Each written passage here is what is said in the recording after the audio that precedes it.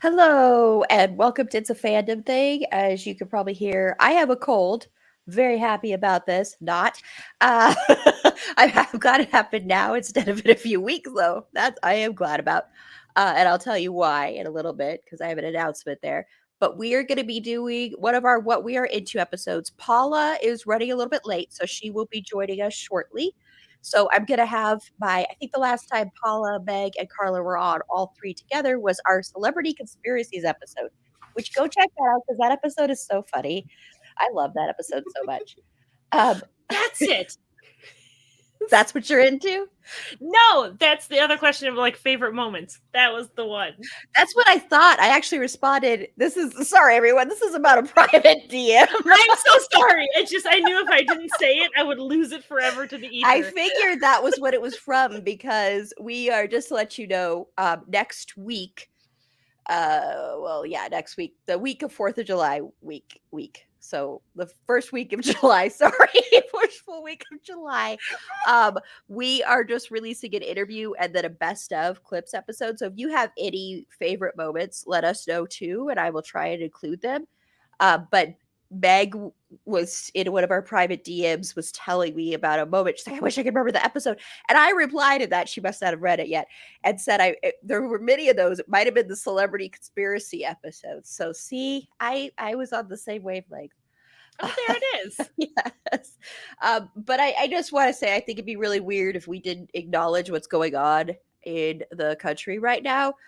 So, as I've said many times, when you have any kind of platform, whether it be big or small, I think it's part of your responsibility to speak out in any way you can, whether it be on social media, whether it be going places, whether it be writing to people, whether it be fundraising, whether it be saying something on your podcasts.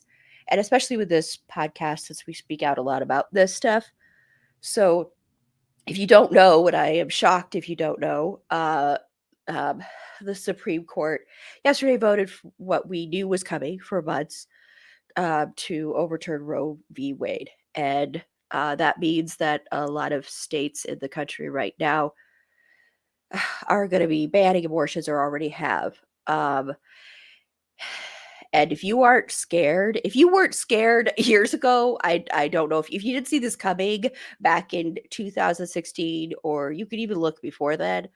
I don't know where you have been, honestly, because I remember around that time, so many people were yelling and screaming that rights are going to start being stripped from us. It's going to get worse before it gets better. It's going to come. And people were saying, no, no, no, you're overreacting. That's not going to happen here. All that stuff. Well, it's happening and it has been happening. And it's not just this.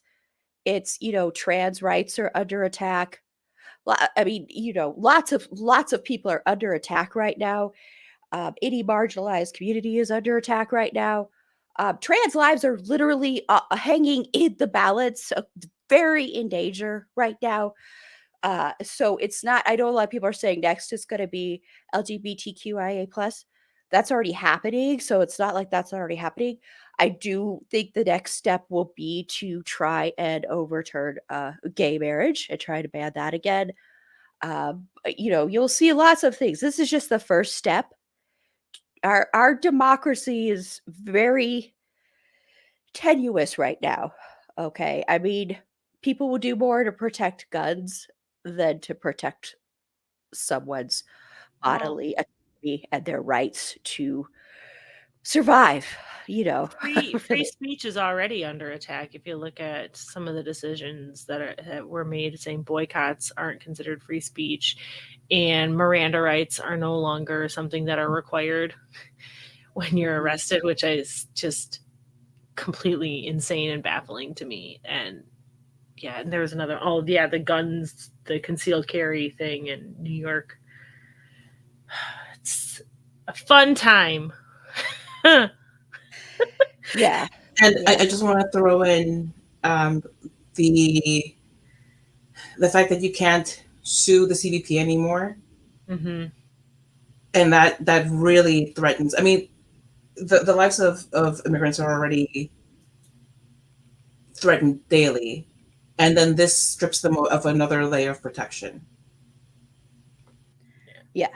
So it's lots of things. It's not just this. And, you know, voting is a good thing. I'm not saying not to vote, but you know, just saying just wait and vote. It's not doing crap. They're not doing shit. They're not doing anything. That's it. I mean, it's not enough. Obviously, it has proven that. It's just like, and also, it's not. Democrats are not necessarily any better at this stuff, and people just always say that's the lot. And like, I saw a tweet that said, "Voting is the Democrats' version of thoughts and prayers." Yeah. And yeah. But that's still to be said, still vote and vote blue. Well, yes. Oh, yeah, definitely. But because like right now, the only hope we have is to be able to codify rights to privacy and a right to choose. And we can't do that if we don't have enough pro-choice people and people who respect people with uteruses bodies enough to codify especially abortion rights in the Constitution. And my sister was talking to me, she goes, I cannot believe this, but I had to explain Dirty Dancing and use that as a teaching tool for people about abortion and why having it be safe, legal, and rare. Frankly, safe and legal is all I really care about, if I'm being perfectly honest. But why it's so important, because this is not going to stop abortions. This is going to kill people with uteruses. This is going to kill people, and it's not going to save any lives. It's not going to save a single life, not one. No. Yeah. And I mean, and people that claim to be pro-life are not pro-life, because that's not what this is about. If you were pro-life, you would be pro universal health care for people. You would be pro maternity leave and paternity leave. You would be pro, lots of different, like, government. I'm sorry, everybody, my brain is in cold land. Thank you. Yes, you would be pro a lot of things that actually help people, but people that are pro-life aren't pro-life.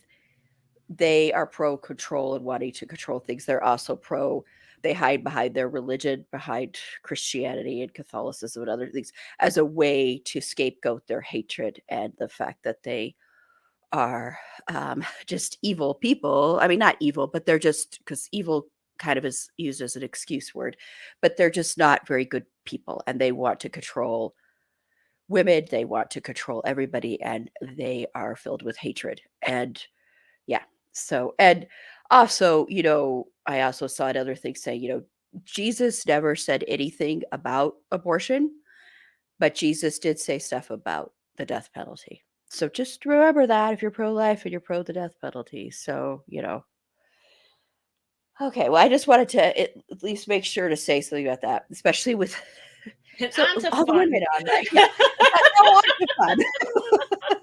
So I do hope that at least this could kind of, I don't know, add some joy, because as much as I think we need to stay aware and need to speak out and still do that, I do think it's also important to take care of your mental health at the same time, and try to do things that are fun. I'm not saying to ignore stuff, but to also add that in. So hopefully this could add a little bit of light to this. So since this is a whole episode about what we're into, music, podcasts, books, fanfics, television, movies, all of that jazz, we are going to start differently. So I don't know. I hope my panelists are ready for this. When Paula comes, I'll have her give hers too. So I went to karaoke, to a private karaoke thing. And so this inspired my question. So I wanted to know, even if you don't do karaoke, even if you never sing karaoke, never would in your life, Carla, what would your go-to karaoke song be, and why is it Bon Jovi? I love how well you know me. And look, okay, I would love to sing the hell out of Wanted Dead or Alive, or any other great songs of his. But when I first started falling in love with Bon Jovi, the song, I was in Mexico and I bought a cassette there. Yes, a cassette tape If you don't know what I'm talking about, please Google it. I don't have the bandwidth to explain this to you. I mean, good Lord. Um, and because it was Mexico, they put in a couple of tracks in Spanish. So my favorite and my go-to would be the Spanish version of Bed of Roses, Cama de Rosas, which is, I think, possibly even better than the English version. And because of how Polyglot's brain works, whenever I hear the song, I can only really remember part of the lyrics in Spanish and part of them in English. So, like, it becomes this big mashup for me, which is, I'm sure, would be fun for everyone. Yes, it would be. It would be. See, yes, Carla is our resident singer. In And our quotation resident marks. no, and our resident impersonator. Yes. I'm the resident Welsh accent specialist, as well as the resident chanteuse. Yes, it's true. It's true. And I will put you in here, Paula, in a second, because Paula has entered. I'm gonna enter her in when it's her turn to give me her go-to karaoke song. So, yep, she gave me the thumbs up. So, Meg, what is your go-to karaoke song? Okay, so I actually sing karaoke a lot. I love karaoke. Like, I love doing singing karaoke. My brother-in-law and I and my husband will go sing, and when my cousin and his wife are in town. So we have whole like playlists that we sing. There was a time we sang karaoke, and there weren't a lot of people there, thank God, because it was just like our own personal concert for ourselves. So I wish I'd read the outline beforehand, because I would have. That's why I said to read it beforehand. I know. I've been so busy. Okay, so "Don't Stop Me Now" by Queen is always a really, really fun one. I don't stop believe anything that says "don't stop." Apparently, that's something that I really, really apparently like. Stop the music. I've been really digging Lizzo though lately. Like, me and my brother-in-law will sing Lizzo together a lot, and it's a lot of fun. So I don't know. I have so many. Bohemian Rhapsody is another one. I have a lot of very strict rules to karaoke that I get angry. Like, my one rule of karaoke. I have two rules of karaoke. Don't talk about karaoke. Yes. Don't sing a duet by yourself. I've seen it happen. Find a friend or pick a new song. And don't sing a karaoke song if you don't know the words. Like, if you're actually truly depending on the screen to tell you what to sing, pick a new song. I'm a snob. I'm so sorry. I'm going to argue that for just a second, because we did, when we were singing karaoke last week, we said karaoke for 3 hours. I want to say it was by the 2.5 hour mark. I was like, I am done with karaoke. But I want to say that you may think you know the words to a song. That's the thing I want to point out. And you get up there, and then you instinctually look there, and you're like, that's what this flippin' song is saying. Okay, so I'll revise it then to say, at least know the song. One of the most embarrassing karaoke moments for me ever was me thinking that I knew the words and knew the song of "If I Had $1 Million" by Bare Naked Ladies, and not actually knowing it and not getting the cadence or anything correctly. And I was very ashamed and embarrassed. And now I'm like, if you don't know it, don't sing it. Well, I know. Well, I know we sing karaoke all the time. It's me. Yeah. On that snobby note, I am going to bring in Paula to give me now that bitch is done. Hi, Paula. Hi, Paula. So, is your go-to song? I'm assuming it's by Paula Abdul. I mean, you would think, and I did listen to a lot of Paula Abdul back in the day. But no, if I did karaoke, it would actually be Duran Duran, either Hungry Like the Wolf or Rio. Okay, you made Carla very happy. The classics. The classics, yes. I like how Carla and Paula both got special little things, and it's just like, Megan, what do you need? Well, I will be honest, Meg. I didn't think you were gonna be because you're my person that doesn't like music as much. So I was like, I don't know if Meg's I gonna feel like liking music and liking karaoke are two very different things. I honestly was surprised that the first and only thing out of her mouth wasn't just Bohemian Rhapsody. Oh, it's really up there, but you have to feel the vibe of the bar. Well, we did, I have to say, doing private rooms like we did is so nice because then the people that are not don't like to get up there, I'll get up there in a bar, but if people that don't like to do that feel a lot less inhibited, and then you could all sing together, and it was so. And we ended with Bohemian Rhapsody. Yeah, that my sister likes to sing in private rooms. We do karaoke in my living room. Oh gosh, because we're very. That's how what I want. Every New Year's Eve, that's what we're doing is we play games and then we sing karaoke and we count down the new year and then we just keep going. Okay, I am flying out to your house for New Year's this year. That is my ideal. I'm serious. I don't know why. You want to come hang with some 10 and 14-year-olds? You are welcome. That part, maybe not. And my sister got like a cocktail cookbook or whatever a couple of years ago. So, hi, Mel. Hey, Mel. My sister got a cocktail cookbook, and we pick out the cocktails we want to make and buy all the ingredients, and then we sample them, and then we are usually asleep by 10, and then we wake back up. It is an all-day endeavor. Well, I see. It just sounds like so much fun because I'm like karaoke. I love karaoke. Anyway, so I have a lot of go-to songs, but I had so much fun this last time singing "Turn Around, Bright Eyes" by Bonnie Tyler. That one is so much fun to get into. It's that one is a blast to sing. And then I always said I would never sing Lady Gaga because I think she's so incredible that there's no way. But I sang 2 Lady Gaga songs this last time, and it was a lot because the people I was with, which a lot of them are frequent panelists on here, were like, Erin, you have to get up there and sing Lady Gaga. And especially one of them was Shallow from A Star Is Born. So it was like, why aren't you going up there and singing this, Erin? Did you have a partner to sing with? Yes. Okay, thank God. Because otherwise I'd have walked out. No. That's true. That would have been one of your rules broken right there. Also, quick question.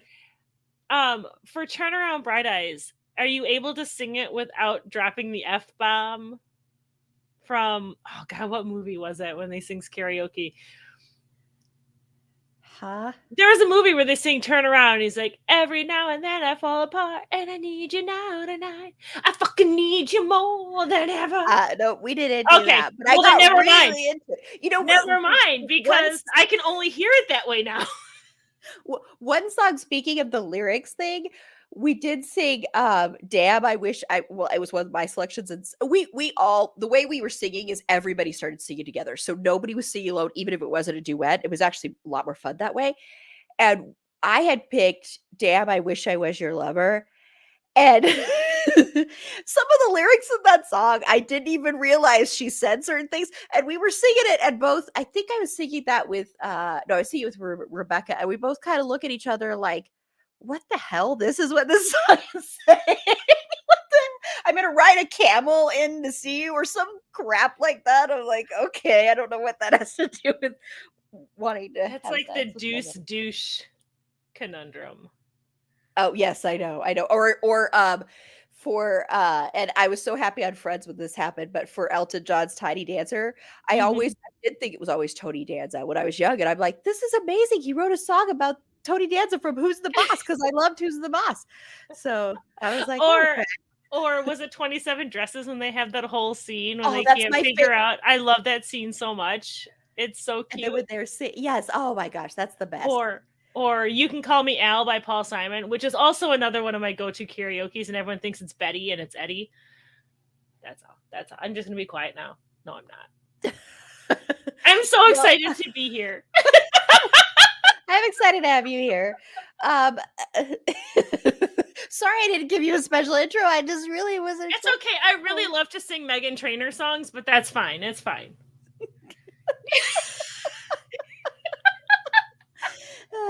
I have sung Disney in bars, though. And I have a listener who is going to be at. I have a special announcement that I'll make somewhere in here. But I'm going to give some of hers that she also things that she's into and things she's looking forward to throughout. So we're going to start with music. So Carla, name 3 music things that you're into right now. I'm really into treble, bass, and half notes. Those are my 3 things. I'm Meg, into what chamber about you? music. Chamber music. You didn't say saxophone. Oh, what a shock. He's always into the sax. Carla's here That's for sax. Oh my All gosh. the time. I know you all think I'm super sexy, but I'm not. mean- I'm just a humble person like everybody else. I mean, All right. So what I'm Who into doesn't like for sax? music, Carla doesn't because she, yeah, exactly. Yeah, sax. it's the Sax. cheesiest instrument on the planet. He likes hard sax. Hardcore. right. Hardcore Hardcore sax. sax. Triple clef note rating. Ooh, baby. Okay, sorry. So Carla, what music are you really into? So what Deep I'm actually into is, well, obviously Lady Gaga, because I mean, just in general, I think even if I weren't going to be in an episode of It's a Fandom Thing about Lady Gaga, I would still be into Lady Gaga because it's just my natural state of being. And also, my son also really loves her, so he's been playing a lot of Lady Gaga too. So it's just been like a fun week of his little phone playing Lady Gaga in the background, and then me watching Lady Gaga movies and just Gagaing up my life. It's wonderful. Um, Gaga it up, baby. Also, one of my favorite artists. Oh my god. One of my favorite artists, Fantastic Negrito, has released recently a new album called White Jesus, Black Problems. And it is so good. I mean, all of his music is always so fantastic, but this album, um, it's no, okay, it's still very good, like just like his other albums. It's great. It's great. I love it. You should go listen to it. It really deals a lot with, I mean, all of his albums deal with being Black in America, and there are a lot of just great tunes. His sound is like blues with funk, and like there's one song in it that's kind of like country, but it's country for a reason. The song is about guns in America, and I think it's called "You Gotta Have a Gun," and so it's like this country thing where it just go listen to it so that it makes sense to you. Like I can't really talk about it without giving away a lot about it, which sounds kind of silly to give a spoiler alert for a song. But I think if you just go in and listen to it without knowing much about it, I think that you're better off in the experience. Just the whole album is an absolute treat. And again, I've been spending a lot of time with my son, and we recently were on a very long flight. By the way, I am never flying domestic again in my entire life because flying in the United States domestic is a cesspool of gross people being gross. But one of the entertainment selections was Teen Titans Go, and he watched the one episode over and over again. I wasn't watching it, so I was just watching stuff happen. So now I know what happens in this one episode. I don't know what they're saying, but he got home. He started listening to the soundtrack from the movie Teen Titans Go to the Movies, and the rap about the characters and what they do has gotten stuck in my head so hard, and it will not let go. And it is just hilarious and great. I have no shame about this, but also as a warning to other people out there, it will get stuck in your head and there will be nothing you can do about it. No amount of Gaga will unstick it. Good to know. I probably will not listen to that anyway, but Wow. Teen like Titans and Phineas and Ferb both are two kids shows that have some really, really fun stuff for adults to watch. And the music in both of them is great when they do music. It's awesome. So Meg, the karaoke machine. I'm not really into music. See? No. Okay, we do these things and it's just like I don't know how to explain it. So the things I was gonna mention the Teen Titans thing if Carla didn't mention it because she's been talking to me about it. And I'm like, you can't say that you're not into this. You can't try and like hide it. And my three things isn't even necessarily stuff I'm into so much as it's just stuff that I'm hearing all the time. And I'm sure Aaron will know one of them because I was like singing it to myself while we were waiting to go on. Oh, good. I'm just kidding. Yeah. And that's Big Energy by Lotto. Talks about big dick energy. I don't know. It's on the radio all the time. That and Dove Cameron's Boyfriend. I'm just hearing them all the time on the radio. I'm not like, yay, these are the greatest songs ever, but there's the ones that keep getting stuck in my head. I feel like I can't come on here and be like every single time, be like, well, you know, I really like Queen. I've been listening to a lot of Sublime. I'm stuck in the 90s. I listened to TLC today. I was pretty down. I was excited. Hey, it's fine being. Hey, I don't listen to a lot of new stuff, so it's fine. And always mention Sublime because Carla is the biggest Sublime fan in the world. So anytime you, We have had conversations. You're also really hummy. yeah, you're funny. It's the way she always is. That's why she Yeah. records separately when she's out here. Yeah. Because she uses whatever Firefox instead of Google. Oh my God. Someone's an Apple user. What? How dare you? How dare you? I'm Hey. Aaron, I'm sorry, but I have to leave. I can't take that kind of insult. Going? I'm an Apple user, so Oh, goodbye. The other one, and this is going to start a theme that I think you're going to get very annoyed with. There's a song called. You won't know yet, but you're going to. There's a song by Max and Waller called "All Right," and it's so stupid. Okay, so it's a theme. It's just all right. It'll be all right. Even if you die, everything is fine. It's a fun song. I'm listening to it a lot lately because I've been listening to the same thing over and over and over again lately. So that's all. that's it.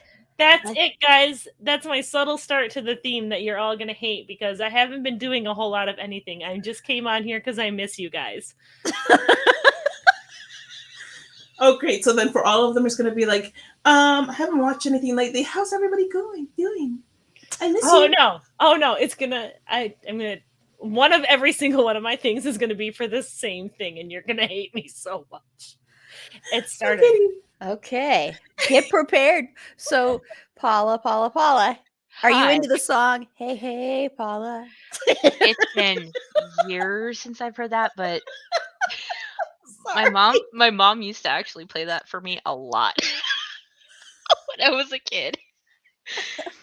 Yeah, I could actually probably do that at karaoke because I know it. But I don't do karaoke. Anyway, so I wouldn't say necessarily that I'm into it right now, but I've been listening to it a lot. My friend and I went to the New Kids on the Block mixtape tour last week. That's amazing. And it was so fun.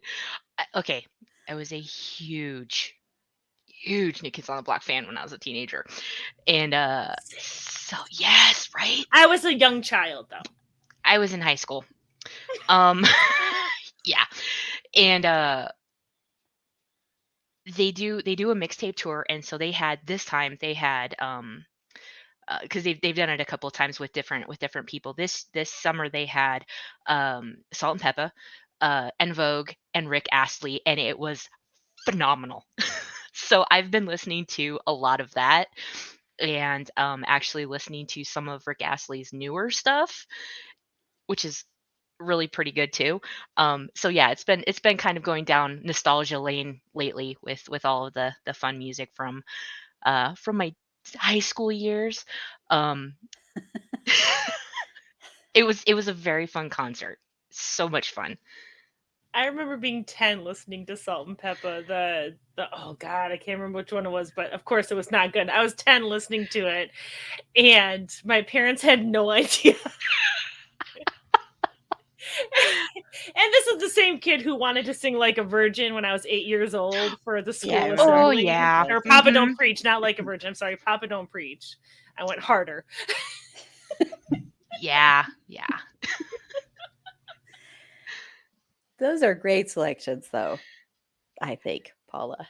I mean, Hey, I don't have any opinion on the other selections of my other panelists, but I'm just kidding. I'm kidding, because one of them I'm into too. So.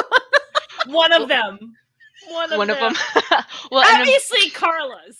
look, and look, I just have to say too, during the concert, they actually rickrolled the audience, Oh, really? which was so much fun. You Because know, he actually did the song, and then at the very end, when they're doing kind of the final Yeah. whatever, they're like, "Do you want to hear one more?" And he comes out and he does it again, and everybody lost their heads. It was so much fun. That's awesome. If you get a chance to go to a New Kids on the Block concert, they are a ton of fun. Just saying.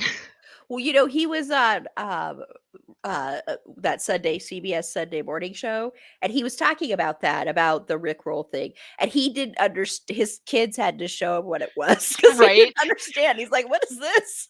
And then he embraced it, and I love when people can embrace that stuff because and can see. He said it took me a minute to realize it wasn't like an insult because it was. Right, yeah. This is why my royalty checks have been so much higher. Well, and it kind of because he had because I was looking into it a little bit because I'm like, where the heck did this even come from? I mean, it's fun, but where did it come from? Yeah. And he had actually like retired from music for a while, and this Mhm. kind of helped get him started back into it a little bit, and it's just kind of one of those fun memes that everybody knows it, but it's not Yeah. done in mean spiritedness. It's just fun for everybody. So yeah, it's fun that he kind of Whoa. leans into it. Can you? Yeah, you'll have to mute Carla when you're on because it just gets too much feedback to the other thing. Sorry. Sorry. Were you going to respond to that, Carla? Sorry. Well, I was, but now I feel bad. No, I'm just telling you just because. No. I was just gonna say that my son discovered Rick rolling through a meme that he and his cousin have weekly Zooms, and they find all kinds of fun things to share with each other. And so his cousin shared a Rickroll thing, and then my son asked me.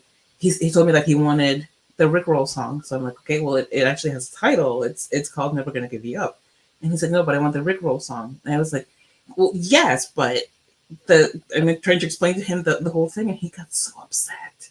Like, it's Because okay, he thought I honey. didn't I'm get never it. gonna let you down. Never gonna turn around. And hurt you, never.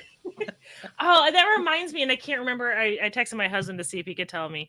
Yeah, running up the hill has become super Yeah. popular on TikTok, and I think that's so interesting that the artist, like one woman, owns it, wrote it, sang it, the whole shebang, and she's like making all of this money now because TikTok is playing it all the time. And I was Because of Stranger Things. It's because of Stranger Things. yeah, I don't. Which I is don't care. the I think best it's scene of the whole show. I think it's so exciting. She's been holding on to. Has all Yeah. of the rights and license to it, and she's just been like, what, 40 years later has been making a bunch of money on it. I love that. And then the Rick Astley thing reminded me of it a little bit. So And Kate Bush is amazing, everybody. Kate Bush is an amazingly talented, incredible singer. And that song is amazing. it is. Yeah. But yeah, and that scene in Stranger Things is one of the best scene of the whole show. So I'm into Lady Gaga too. I won't get into that too much, but just let you know that is going to be but if you're listening to this podcast episode, we've already dropped that episode, so go back and listen to it. If you tune in to the live stream before tomorrow, watch our live stream tomorrow talking about Lady Gaga. So I'm really into that. I'm still really into listening to Depeche Mode again because of Andrew Fletcher. passing, and so that made me revisit a lot of that. And we will be discussing Depeche Mode once again, and Carla will be there in November as part of my birthday month. So that will be a live stream too. So we will be discussing Depeche Mode then, and I will try to verbalize what Depeche Mode means to me and why I honestly would not be alive probably if it wasn't for their music. So that's how important their music is to me. So I will try and put that into words when we discuss Depeche Mode in November. So I'm very excited about that. And this is going to seem really weird, but I'm into this version of the song You Are My Sunshine by Stein J. And I'm into it because we released our Queer as Folk episodes, which are insanely popular, as they always are. And of course, the one that is becoming the most popular is the Brian one, which is not a shocker. um, but this is the version of You Are My Sunshine that was in an episode in season 5, because if you don't watch Queer as Folk, one of the characters, Justin, his nickname is Sunshine. So it's at the end of one of the episodes. So I like the version a lot. So I know it seems weird to be into You Are My Sunshine, but it's not like a lullaby version. So I'm really into that.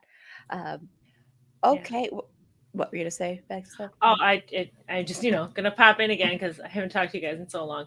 Lana Del Rey does a cover of Sublime. Since I was like, I'm into Sublime. She does a cover of Doing Time by Sublime, which is a very different vibe, and it's really, really nice. And I was so surprised of how much I liked it. And I almost didn't recognize it as a Sublime song when I heard it in a bar the other night. Because I'm cool. Okay. I just miss you. Can I just pop in real quick on the You Are My Yeah. Sunshine? There's a version by I guess I don't know if they're like a bluegrass band or whatever, but the group's called the Dead South. Amazing version of that song. It's not peppy and upbeat. It kind of more fits the lyrics. Yeah, the lyrics are not happy. They're lyrics, not. really. No. And that particular version of the song is it's really kind of good. So just wanted to throw that out there too. I love the version Paula shared, and it comes up all the time. I swear sometime I will put together the Spotify playlist that I've promised for like a year now for the podcast. I have a reminder every day that comes up to put it together, and I just ignore it. But but I have one song on there, and it's that version of that you shared, Paula, and now I can't remember, but I listened to it so Sound of much. Silence by Yes. Disturbed. Yes. God, it's Oh my gosh. so That song good. is so good. I listened to that so much. It was on repeat like constantly. So that's a good one. That's a really good one. Yeah. Okay, well, let's move on to podcasts. So, other than it's a fandom thing, it's a fandom thing, it's a fandom thing. What 3 podcasts are you into? Oh, yeah, and I guess Bedwetter we have, yeah. Oh, Just kidding. I freaking guess. I love you. What 3 podcasts are you into? Well, it's going to be just 2 because I don't have a lot of time. But I've listened on and off, but I've been listening more recently to Drunk Theory podcast, which it's just a lot of fun. It's people drinking, hence the drunk part, and it's a true crime podcast, but it's not. I don't know. It doesn't feel as exploitative as a lot of true crime podcasts feel. To be honest, like that's. I don't know. It doesn't make me feel icky when I listen to it. Because it's not the kind of podcast where like you're worried that they're going to knock on the door of a victim's family kind of thing. So yeah, but it's just a lot of fun. The chemistry between the hosts is great, and they're hilarious. So yes, definitely check that out. And I've been checking out a new podcast called Tabula Rasa B Words, a Buffy retrospective podcast, and it's great. I think they only have like maybe 6 episodes up so far, but there are several things that I really like about it. First of all, it's about Buffy the Vampire Slayer, which is one of my favorite shows of all time. The 2 hosts are longtime besties, and they go back to like great school, and they have really, really great chemistry. They're just adorable to listen to. But also, and right up front in the very first episode, they tell you that they love and always will love Buffy the Vampire Slayer, but they don't support Joss Whedon, and they believe the accusations made by just a whole slew of people who have made them against Joss Whedon. And I really appreciate that they are so, because, like, I'm listening to this and I'm like, but do you, and they went right into it before launching into their discussion of Welcome to the Hellmouth, which is the first episode of the show. And it's really great. They have wonderful natural chemistry. It's and it just makes me nostalgic for Buffy the Vampire Slayer. Now, they were like 3 years old when the show originally aired, but I try not to hold it against them. You try not to, but sometimes not successful. You know what? It just sneaks through sometimes. What can I do? I'm only human. Yeah. So, Meg, Mm-hmm. then podcast fanfic, what podcasts are you into? I know I'm spoiling one of the things you're into. Well, it's funny you should ask that, and this is gonna like go into the theme. Carla already knows because she's been listening to me for I don't even know how long it's been at this point. Too long. It's been months, and I'm so done with it. Months. I have like other than I think it's a fan thing and like podcasts of my friends that I listen to support my friends. I have listened to one podcast. And I've mentioned it here before, and I'm going to talk about it again because it's consumed my life. My husband and I became Patreons of it. Like, it's just become too much. And that's the Dungeons and Daddies podcast once again. I don't know what to tell you. They did a Regency era, like, Good Society role-playing game. And yeah, Paul, I figured would be like, oh my gosh, it's just, I can't help it. It's too funny. I've listened to the whole thing. I'm caught up on season 2, and I was like, oh no, I'm caught up, and now I have to wait for the next episode. So I've been going back and listening to like their post episode. Like, I'm it's a problem, you guys. Like, it's bad. I don't know what to tell you. I've just become completely obsessed with it. It's funny. And I don't have any other podcasts other than like Sob Pod. It's a fan thing and Sudden But Inevitable. And I can't even listen to Sudden But Inevitable right now because I'm not watching the show that they're talking about. So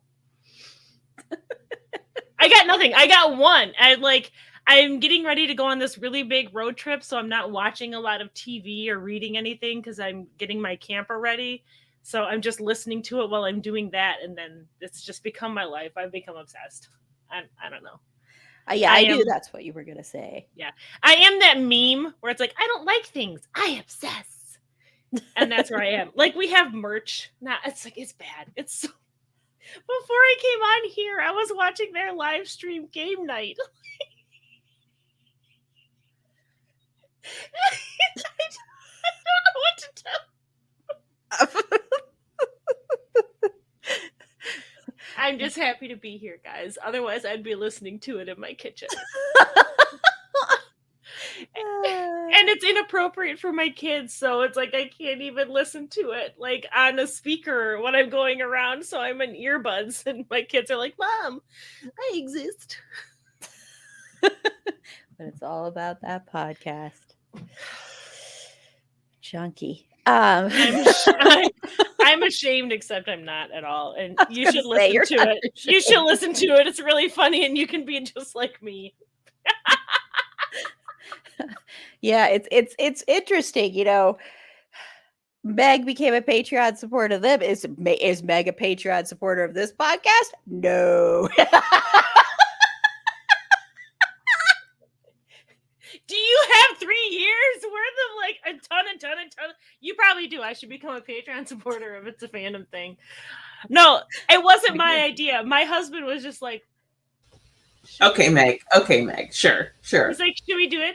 One of the things is like, so my husband and I are both into Dungeons and Dragons. We both like to play. I have a bi-weekly game that I play all the time. and have been playing for many years. And my husband wanted to start DMing. And one of the things too is DM notes and the DMs and the DM. By which he means Dungeon Masters, not direct messages. Oh, I was like, huh? Dungeon Master notes. So Marty was like, ooh, that would be kind of cool to get to help me like with my first time being a Dungeon Master. Like, this is all I've been doing. I'm sorry. I've been getting ready for a trip, listening to Dungeons and Dragons podcast, and then playing Dungeons and Dragons. I don't know what to tell you guys. You don't have to apologize. This is a geek fandom podcast. I mean, it's not like you're not in the right place. I've been running around as a one-elf paladin. This was a financial planning podcast. Can you imagine if we had a financial planning podcast? Then that would be the wrong place, perhaps, to be talking about this. But yeah, I got nothing. I've just been listening to this podcast. It's so funny, and it's like it's interesting, and I've talked about it before. I know it's really interesting. They are professional actors and writers who are playing this game, so the role playing is really, really fun. It's a really cool story arc, and there's a lot of twists and turns that even they don't really know is coming, and that's where the kind of Dungeons and Dragons mechanic comes in, because the story changes depending on how they roll the dice. So a lot of things that they're expecting to go really, really poorly go really well, and vice versa. And it's fun to see them kind of think on the spot to get through and around that. And it's just, I don't know. I don't know why I'm so hooked on it. I don't understand it myself, but it's just like become my favorite thing.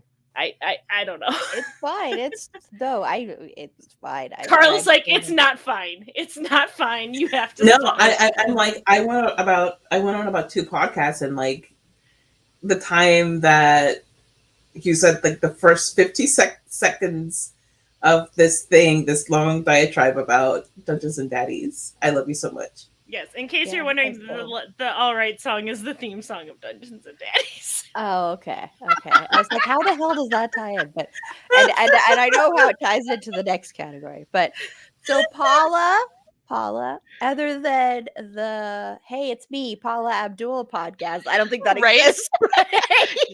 Not yet. That's our next podcast. It's a Paula Abdul thing. First episode will be Carla ranting about how she was married to Carla's first crutch. Right? Oh my god. Uh-oh. Don't get me started on this. She's about ready to throw fists here. So other than that podcast that doesn't exist, but will soon. No, it won't. So don't get your hopes up.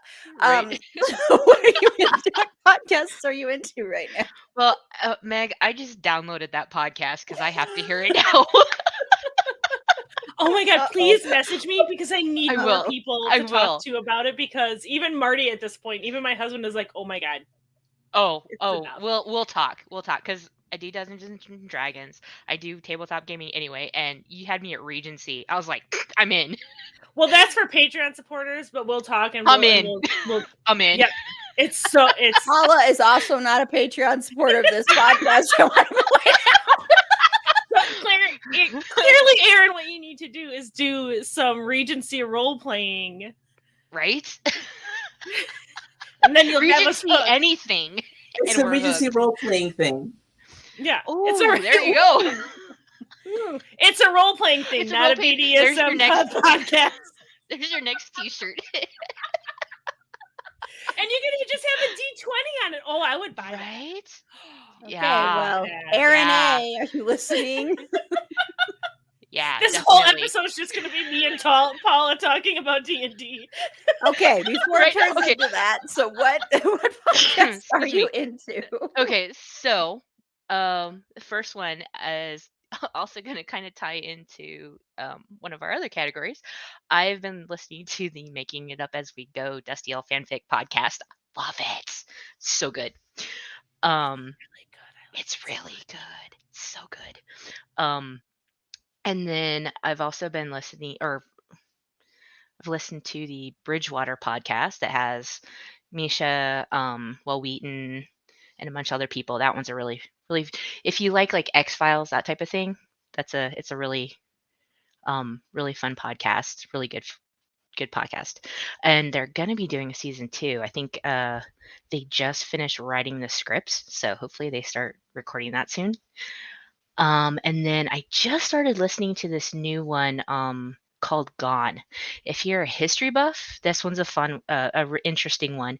What they talk about is things like Amelia Earhart, Library of Alexandria, things that have gone missing, and they give you a little bit of a history about them, and then some of the theories of why they've gone or what happened to them, and then they give you their opinion on what they think is the most likely thing that happened to whatever it is they're talking about that week.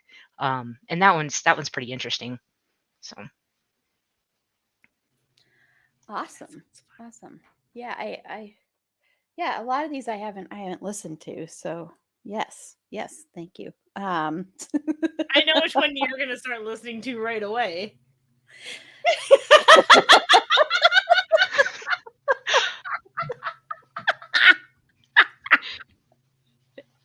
In 6 years, when I'm finally over this, Paul, I'm gonna listen to that Gone podcast. right. In 6 years. Well, the Dungeons and Daddies is going right into my rotation. I'm so excited. I started re-listening again because there's a no ads version now, and I'm like, and they have an uncut version, and I'm like, oh god, I'm gonna listen to this all of it. All of it. Just All give of it to me. So I've been listening to. I finished it because it was just like a 5-part from Gizmodo, The Gateway, which is all about teal swad, and I listened to that because it'll tie into a show I already mentioned, The Deep End, about teal swad, who is a disgusting human being. She's a spiritual guru who's just a complete narcissist and basically runs a cult, in my opinion. And she's horrible, horrible. Big trigger warnings, though, if you listen to that podcast, if you watch that documentary, for suicide. That's her big thing. And she has a lot of controversy around her because some people who have followed her have, trigger warning, committed suicide. So big trigger warnings on that stuff, and also sexual abuse as well. But that's a great podcast. And then I just like to use this time to call out my friends' podcasts, just to, give you some stuff to listen to. So I want to say my podcast brain twin, Jen, from my streaming bubble, give her a big shout out. I've been on there several times talking about, first time was John Waters, which she was just on our John Waters episode. So go listen to that. That was a ton of fun. And, like I said on there, it was so great to have another panelist that was into John Waters. Because John Waters is an amazing, incredible human being on top of being an incredible artist. He's just an incredible human being. So listen to the episode that I did with her on my streaming bubble, and then listen to ours. I also did a 2-hour Finn Whitrock episode with her, which was beyond fun. That was so much fun. And then we did Psycho Beach Party, which was also a ton of fun. Speaking of Buffy, and also 6 Feet Under, right? Because we're going to be talking about that later.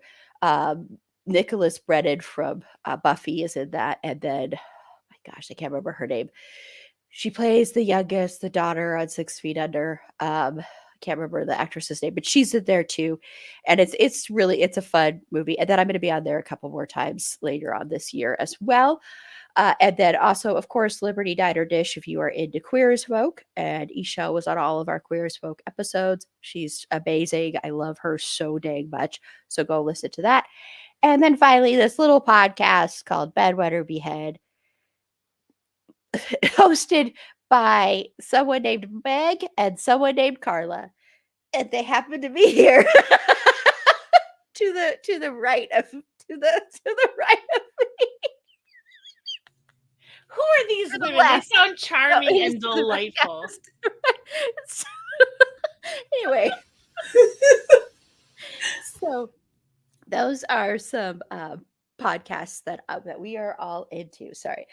Okay, so let's get into books, fanfics, and I don't really have anything here, so we'll skip over B when it comes to me. I'll just go into the next category and have an announcement. But Carla, are there any books or fanfics that you're into right now? No fanfic right now, but I'm reading through Octavia Butler's Earthseed series, and I'm very, very hooked. It is so good. If you haven't checked it out, I mean, you can buy it pretty much anywhere. I happened to buy it because it was like on a mad cheap sale one day, and I was like, okay, cool, I need something to read, and I've heard a lot of Octavia Butler. But it's like a dystopian future thing, and it's also about religion and shunning existing religion and then creating something new. It's I'm not making it sound as appealing as it actually is, but trust me, it's like she's a very respected and well-known author for a reason. And the other book that I've been reading is Arráncame la Vida, which I'm trying to like, okay, Tear This Heart Out is the English title. Arráncame la Vida is really, really good. And the reason that I started reading it is because my family has created like a little book club. And the great thing about this little book club, oh, by the way, it's by Ángeles Mastretta. So if you know how to spell that out, then you're good. But like Ángeles is like angels, Mastretta, Mastretta.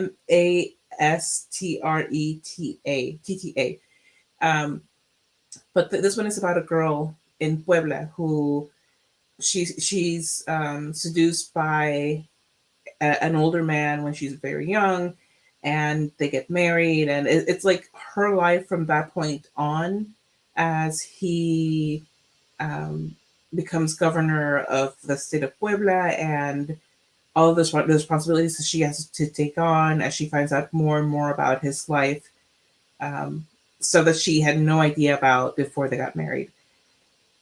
But it's a great read.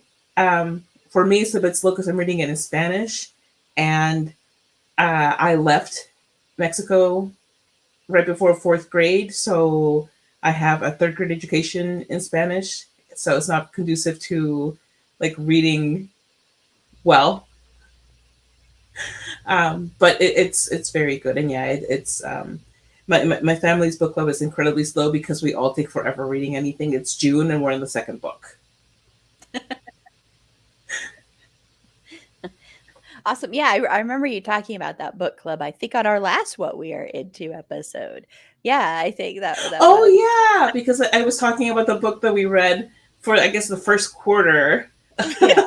of 2022. Yes, yes. No, I understand that. There's. I mean, we're supposed to be doing a special Patreon episode with a STL fanfic, but with other things coming up, we're still going to do that this summer. I promise. We're going to have that. And I still have a 3 hour bonus American Horror Story episode to edit, but we are going to have that soon. I promise.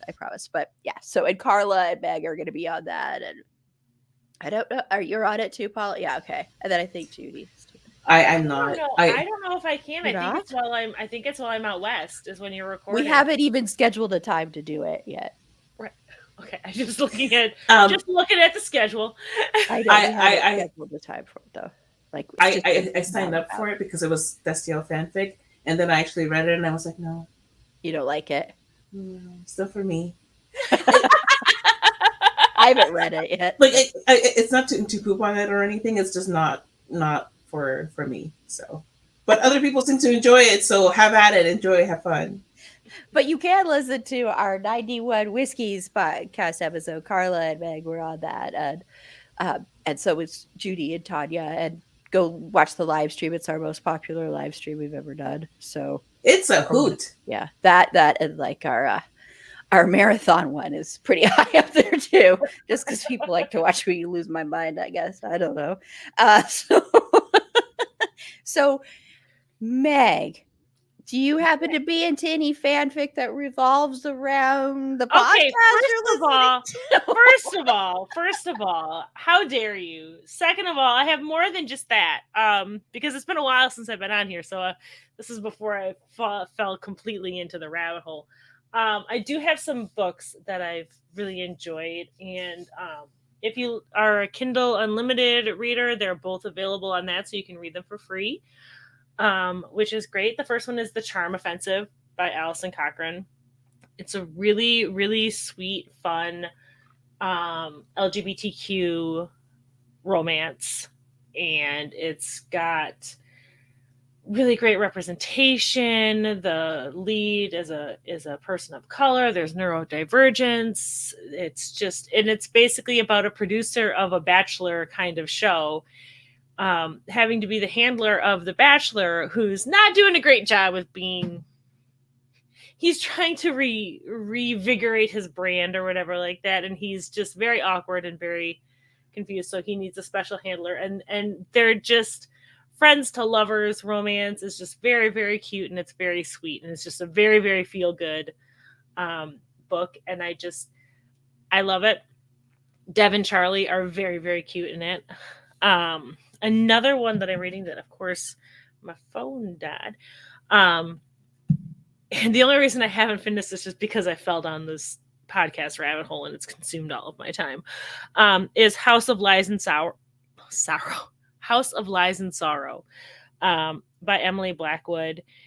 And it's basically about a girl who is sold to be the princess to a fae prince. So it's a fantasy kind of YA romance thing. And as the books go, it gets more mature. But she's like sold to marry this fae prince, and she's his fourth wife, and all of his wives before her have all died on their wedding night. So it's fun, and there's some enemies to lovers to that, and friends to lovers and enemies to lovers are like my jam, and Marriage of Convenience, all of that. So those are two books. See, I have books too. And then the other thing I'm really into has just become fanfic of the Dungeons and Daddies podcast, and it's so pathetic. It's like the saddest thing ever. I just like, but I'm really excited because it's not just me, because there's not a small amount of fanfic for the characters, not the people, the characters that they play. There's not a small amount of fanfic. Like, it's nothing like Destiel or any like big fandoms, obviously. But no, I've been reading fanfic of these. Oh God, I need a life. Do not be. I want to just say, Meg, I just want to say really quickly, I know some of it's joking around, but I do want to say this whole podcast revolves around being obsessed and geeking out and wanting and fandom stuff. So do not ever feel like this is silly. I am checking all of those boxes of being geeky and being fangirling and stuff like that. It's just I don't know how to explain it other than be like, if you listen to it and it's something like I said, you don't have to know anything about D&D to enjoy it. It's just a really fun story, and these people who are doing it all really, you can tell they really like each other and really get along, and that makes it so much more fun, and they're always really 100% into whatever they're doing. And it's improv, so it's always the yes and quote unquote. It's a lot of fun. And I was like, I think I tweeted before, I was like, I feel really weird, but I feel like I'm shipping two of these characters in this podcast. And then I found fanfic about the two of them, and I'm a giant dork. So that's what I've been doing. Like, it's pathetic. Not pathetic in a bad way. Stop saying that. Okay, not pathetic in a bad way. It's very, very silly, and I acknowledge it, but I'm not apologetic for it because I just really like it. There you go. That's much better. I was joking with Carla before this. I was like, I haven't been doing anything but listening to this podcast. I'm not going to be able to add anything. I'm just excited to see people because it's been a really long time since I was on here. And after tonight, it's going to be a really long time till I'm back. And I'll probably still be talking about this podcast. But then I'll be able to talk about it with you. Paul and I are gonna start bugging Aaron to do a podcast episode about Dungeon. There is a fan cast about this podcast. I'm just going to say that next thing we know, Paul and Meg will be hosting a podcast about that podcast. That's what I was going to say. There's going to be a podcast called "It's a Dungeons and Daddies thing." Which really sounds like BDSM. I mean, whatever pulls in listeners. Yeah, right. But yeah, so that's like those two books, and then just fan fiction, and it's for this podcast because I'm very cool. Yes, that's a lot better way to put it there. So it's not like I don't have my obsessions that I've had since August. What do you mean?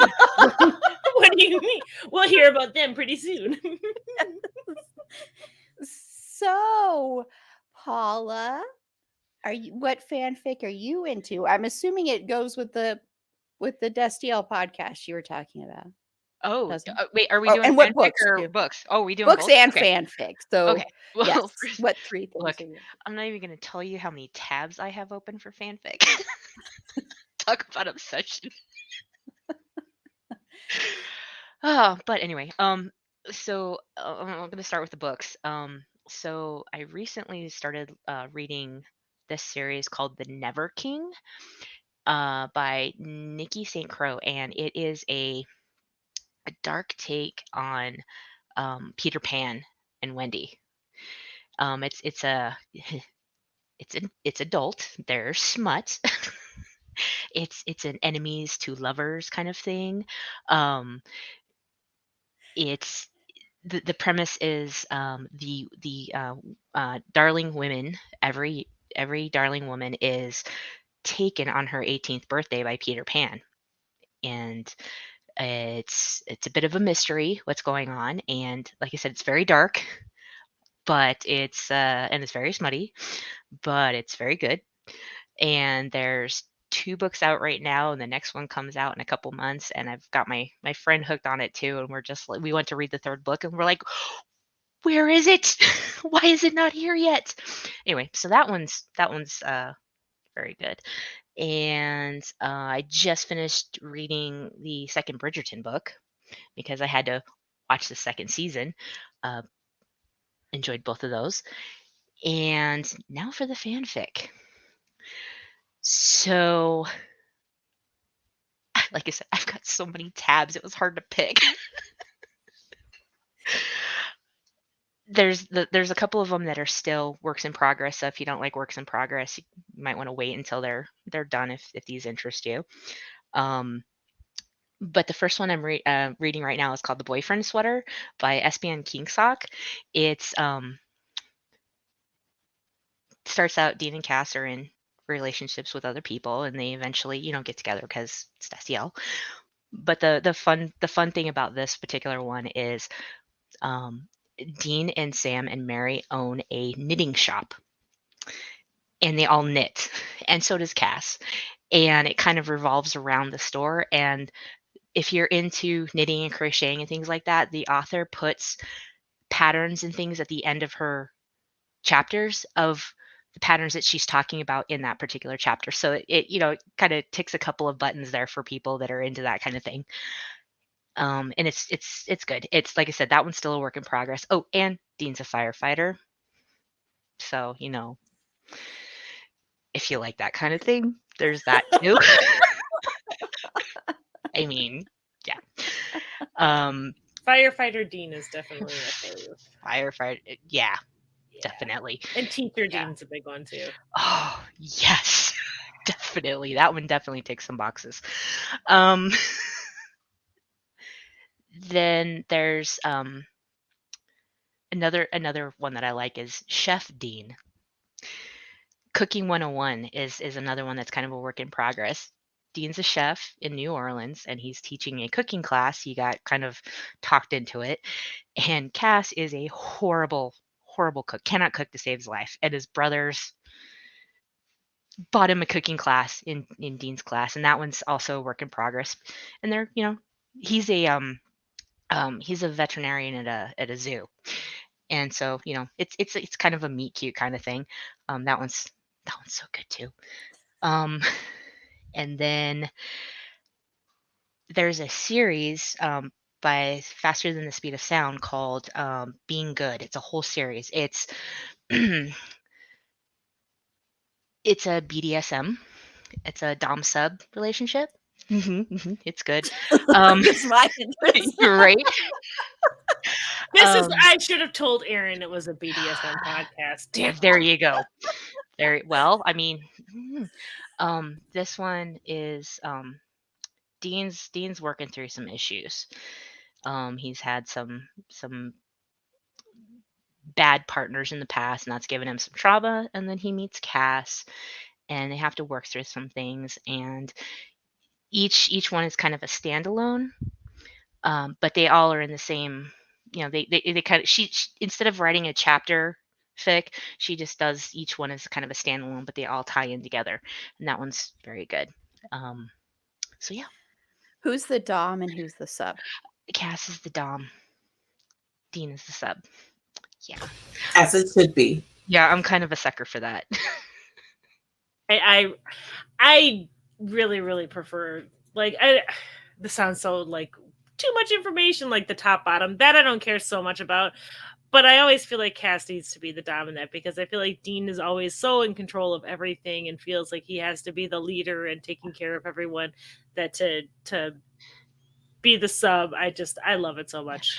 Well, and that's kind of the reason why I like this one, is because, like I said, Dean is, he's got the self-worth issues and all of that, and he's had some really shitty doms in the past, abusive, and that's caused some trauma. And then he meets Cass, and he still doesn't feel like he's worthy, and Cass helps him, show that he deserves to have good things, and that's. Well, and I'm less familiar with the dynamics or whatever BDSM so much, but I know that I've heard of like bratty subs, but there's like a power sub, or is that a power bottom? I can't remember. I don't know. I don't know. Let's have a long discussion about that. That's like, people forget that doms have drops too. Like, you'll read a lot of sub drops, but dom's gonna have drops too.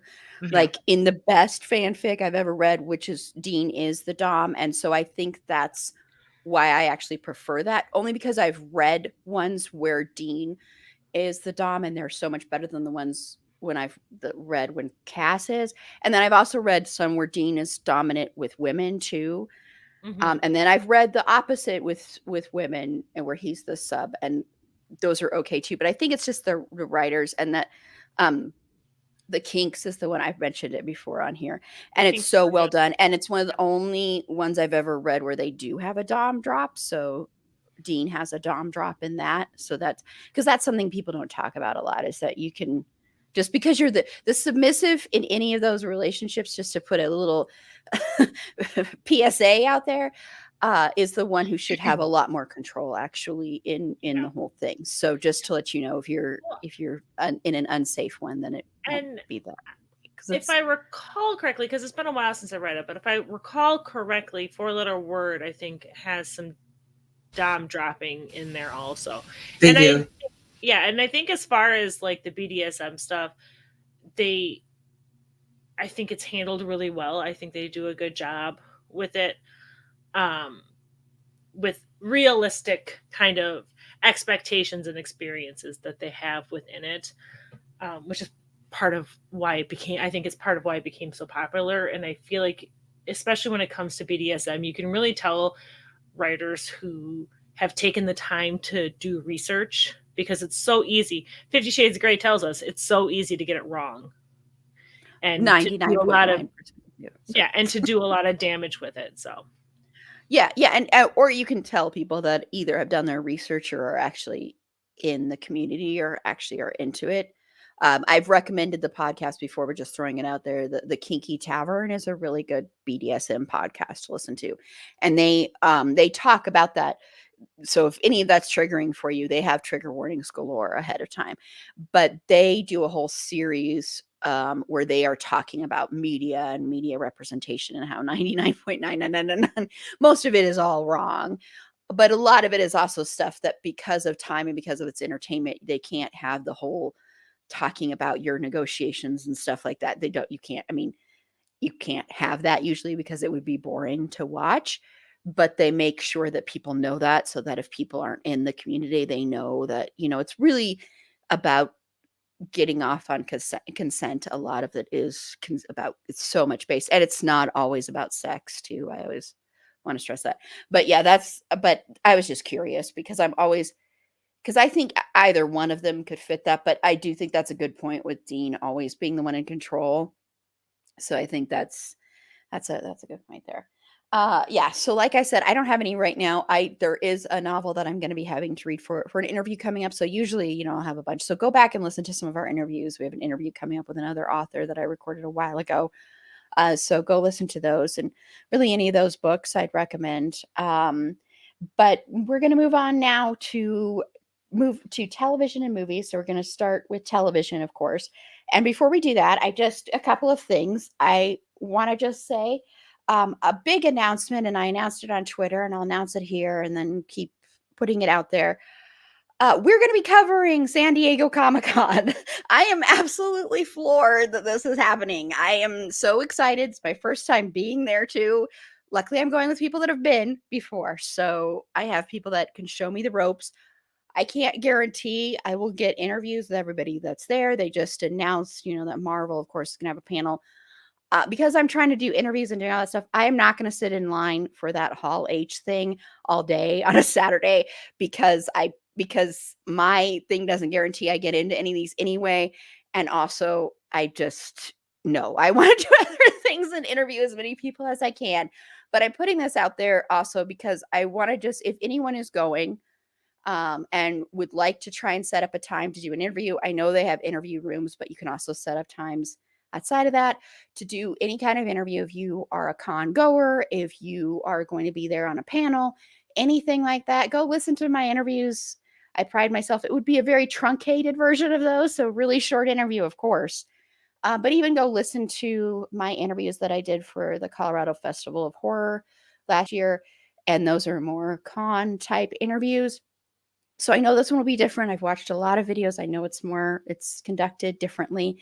And I'm hoping we can get some good interviews with people. Like I said, I can't guarantee anything that it'll be any of the big people that might be there. Who knows? They don't announce everybody until like 2 weeks before. So I don't even know all the people that are going to be there. But I'm very, very excited, even if it's going to be my first time. So even if I only get a few interviews, I'm still going to be thrilled to be there. It's an absolute honor to be doing this, honestly. And it's a big deal. This is the first time they've been in person since 2019. So I'm really, really thrilled. I'm going to be with Erin Amos, our producer. She goes a lot. She's gone a lot. And then also Rebecca, who is a listener, is actually going to be there too. And she had some recommendations. This is how it kind of ties in and stuff that she's excited about. She, of course, is very excited about San Diego Comic-Con. So a lot of people are. And as a newbie, it's just interesting watching all the conversations and being like, oh, okay. So she's excited about that, of course. And then she loves the first volume 1 of Stranger Things 4, which is really, really good. Hey, and there she is in the comments right now. Hey, Rebecca. So hello. Thank you for tuning in. I have a little bit of a cold. I'm glad I have a cold now and not in a few weeks from now, let me tell you, because I would probably have to not go and I'd be sad. But anyway, Rebecca's into that. Really looking forward to volume 2. Looking forward to Resident Evil. I hope I jotted this down so quick. My handwriting's horrible that sometimes I can't read my own handwriting. And she's really looking forward to whatever DC panels are there. There's this particular panel that we are keeping our fingers crossed for, because guess who is in a DC show that is coming out later on HBO Max? Yeah, that's right. Our Vice unofficial mascot, Mr. Finn Whitrock. So we are keeping our fingers crossed for a Green Lantern panel. Doesn't guarantee that I'll be able to interview him, but we're keeping our fingers crossed that happens, because, yeah, that would be absolutely thrilling, exciting, beyond belief. So I'll have to bring some It's a Fin thing merch with me if that happens. But anyway, so yeah, so once again, reach out to us if you're going to be there, if you would be interested in an interview or anything like that. Let us know, and DM us or reach out to us via our website. It's a fandomthingpod.com to contact us. We also have some other emails now, so you can email us at info@itsafandomthingpod.com, or you can email me, Erin, at itsafandomthingpod.com, or producer at itsafandomthingpod.com, and that is Erin's email. So sorry, I know my nose is all stuffy, so I apologize. But we're going to move on now to television. So, Carla, what are you into right now in television? And I am going to exit for just a second. I'll be right back, everybody. You're muted. Carla, what are you into? No, like unbelievable. You're leaving now what I'm about to speak. How dare you? I am so insulted. Actually, I'll be right back too. Oh my God.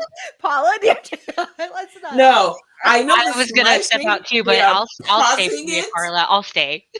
Thank you, Paula. One person on this panel who doesn't suck. The rest of you can derelict my balls. Wow. I just, whatever. You're going to miss out all of the amazing content that I'm about to drop here, which is only 3 because that's the limit. So that's okay. And since Erin's not here to enforce it, I could just go on forever. You could. About every show. Yeah, Paula. You know what I'm talking about. I'm here for you. I knew you would be because you rock, unlike those people. Oh, hey, Meg.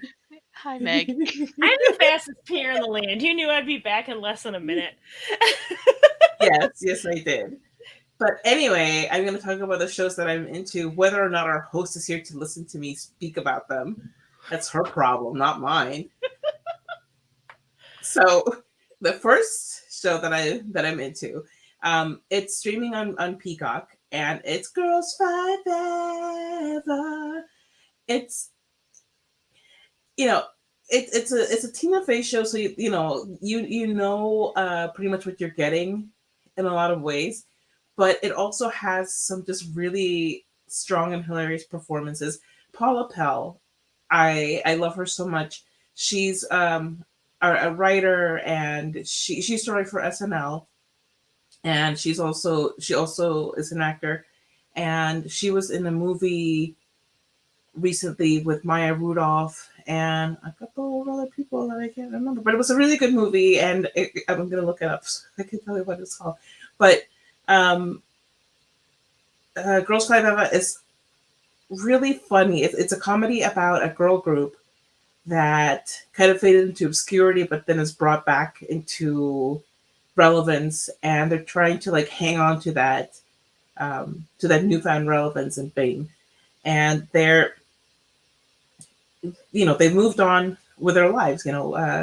Paula Pell's character is a dentist now, and she was in the closet back when the girl group was going strong, and now she's out. And another character is now she married another pop boy band royalty person, and their lives have gone.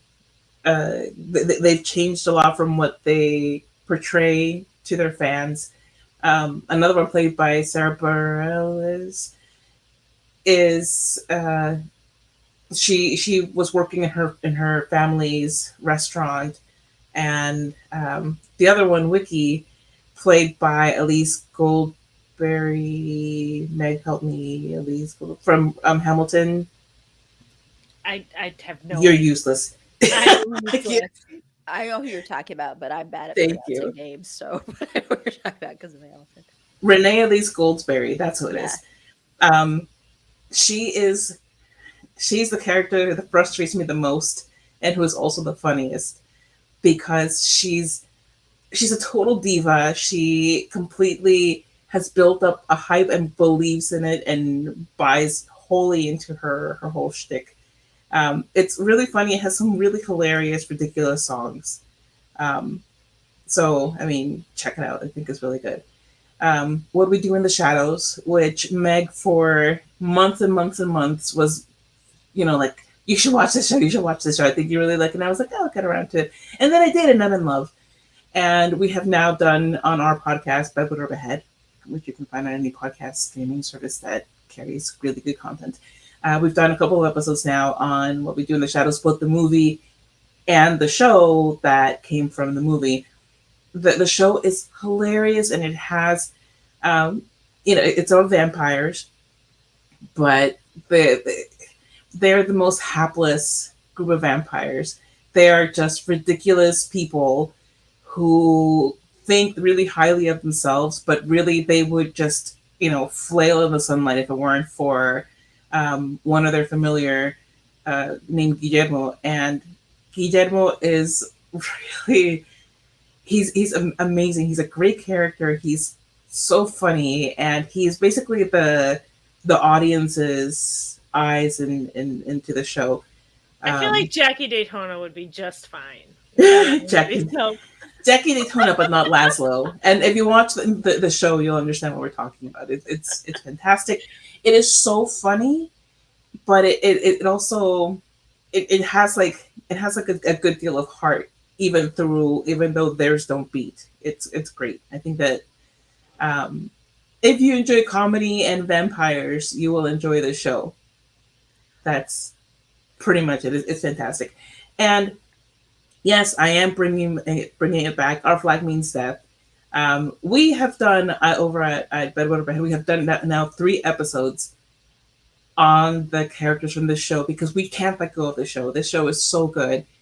And mind you, this is only one season so far that has aired of the show, and it's only 10 episodes. No, not even. It's like 8 episodes. Whatever. It's not a 10. Okay, it's 10 episodes of the show, and it has just so much packed into it, but it doesn't feel overwhelming. It's one of the funniest things you'll watch. It has so many pockets of romance, and it has action and buffoonery and silly people doing silly things. But it's also the first show that you're watching it, and you see all of these tropes that are used by shows when they want to keep you hooked, because they're like, oh, let's tease a same-sex couple but not actually go through with it, like Supernatural.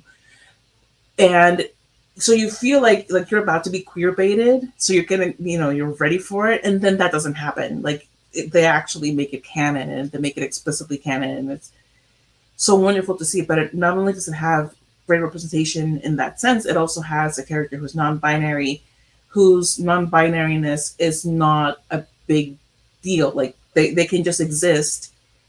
And they do touch on the crewmates adjusting, because they thought that the character, well, whatever, you have to watch it, but the character's just non-binary, and they don't make a big fuss about it in like a negative way.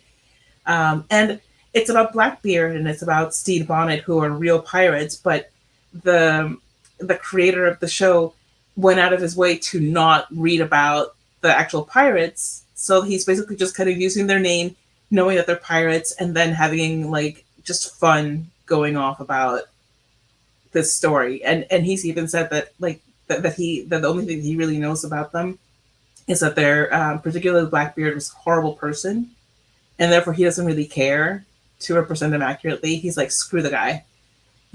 And, it's wonderful. It's a delightful show, and there's a reason why people have fallen so hard for it. Yeah, I knew that was going to be brought up again. It's like Carla and Meg are on. It's going to be brought up by one or both of them for sure. And someday I need to finish What We Do in the Shadows. I do not know why I haven't. I started it last year, and it's totally up my alley. I just haven't, but I need to for sure. I mean, vampires. Definitely by that other episode we're recording about vampires. Yeah, because we are doing, by the way, in October as part of our horror month, we are going to be talking about vampires and sexuality. So just a little preview there. And Meg's going to be on that during our horror month because she likes vampires. And we're hoping, fingers crossed, that we could get Tyler and Roman on there. Although there's a part of me editing wise, because it's going to be a packed panel if we do, that might not be hoping because Tyler and Meg, it'll be just a 10-hour episode. Guess what I can tie to vampires? What you're into right now in television? Dungeons. Oh, Dungeons and Dragons. I should have known. What the heck? Sorry.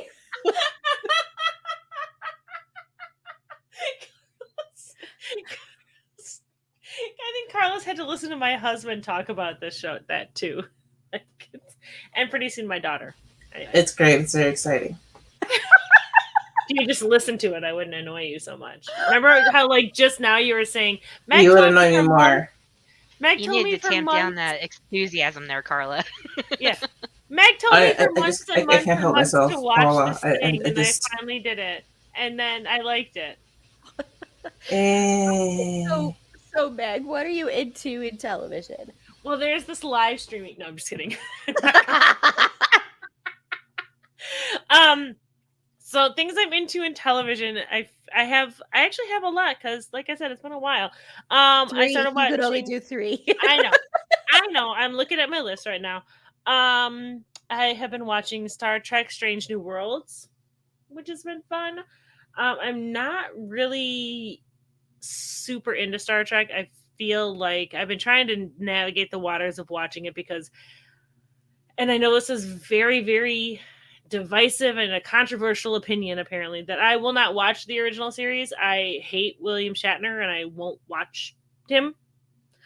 But the nice thing about Star Trek is I have a basic enough knowledge because my dad was a huge Star Trek fan. So I have a basic enough knowledge of Star Trek where I like, and like Chris Pine is my Captain Kirk, and that's fine by me. Mine too. Yeah, that I can I think like that's a valid opinion. Yeah, and I can like get in there, and I've been wanting to watch Discovery, and I've been wanting to watch The Next Generation. But I started with Strange New Worlds because I'm going to be on Jesse's podcast, Open Pike Night, and I really like Captain Pike. I think was an interesting character from the Star Trek stuff that I did see, like the Chris Pine movies also. So I've been enjoying that, and then I'll probably move on to Discovery. And I also like that the Strange New Worlds takes place before the original series, so like I really don't have to have a ton. There's fun Easter eggs in there, I know, for Trekkies, but it doesn't really make a difference if you're not to be able to watch and enjoy it. And yeah, I'm liking it. It's very pretty people going to worlds full of very pretty people, and what's not to love about that? Another one, and I'm just gonna like really quickly mention The Ultimatum and Naked and Afraid, 2 trashy reality shows that for some reason I can't get enough of. And that's all I'll say about that. But Lincoln Lawyer has been one that I've been enjoying on Netflix, and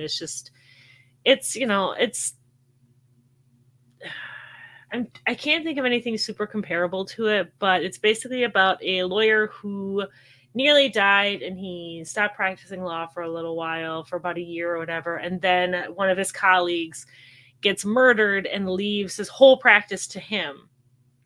And one of the people he's defending is a really, really high profile murder case, and the trial starts in like a week. It's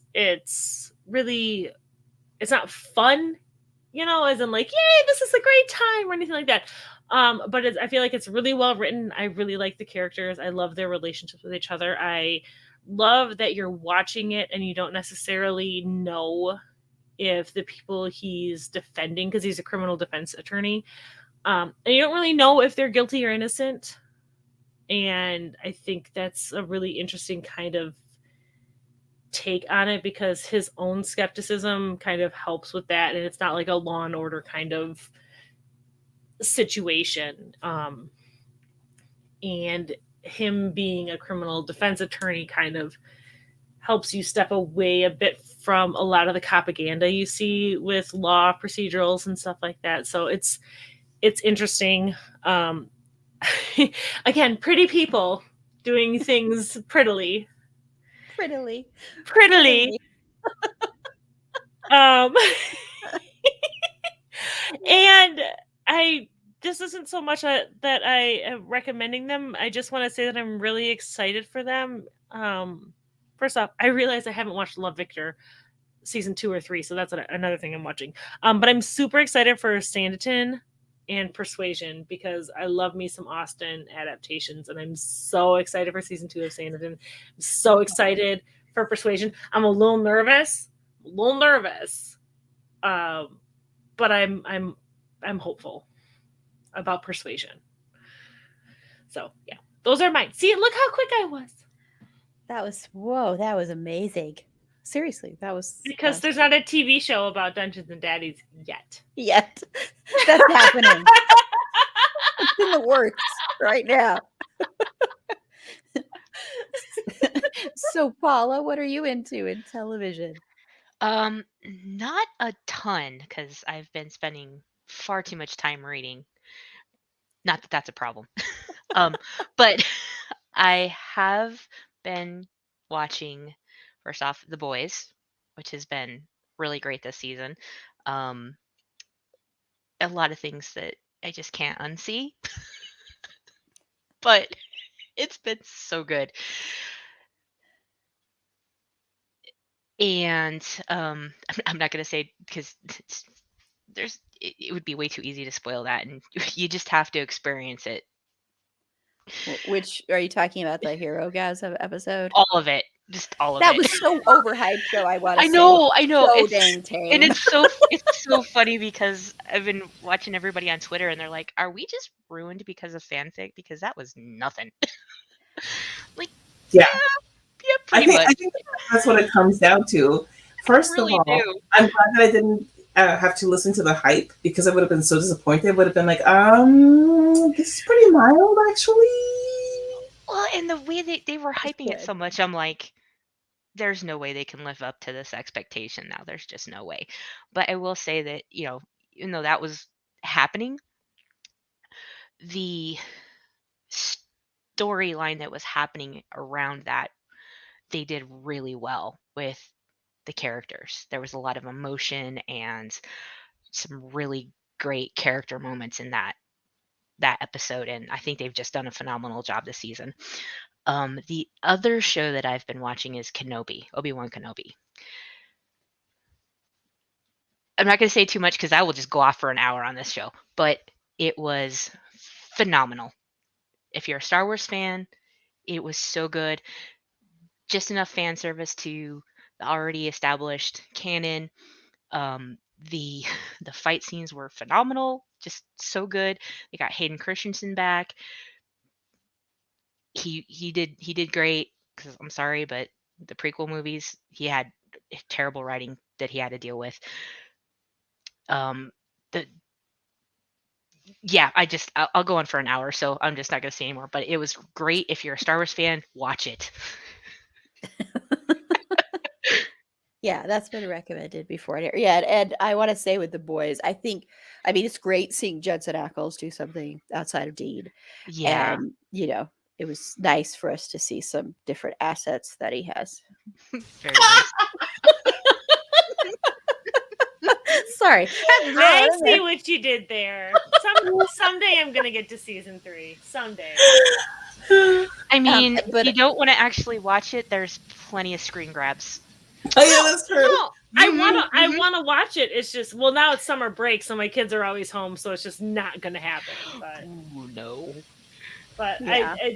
It's taken me forever. I planted my son in front of the TV in another room so that I could watch it.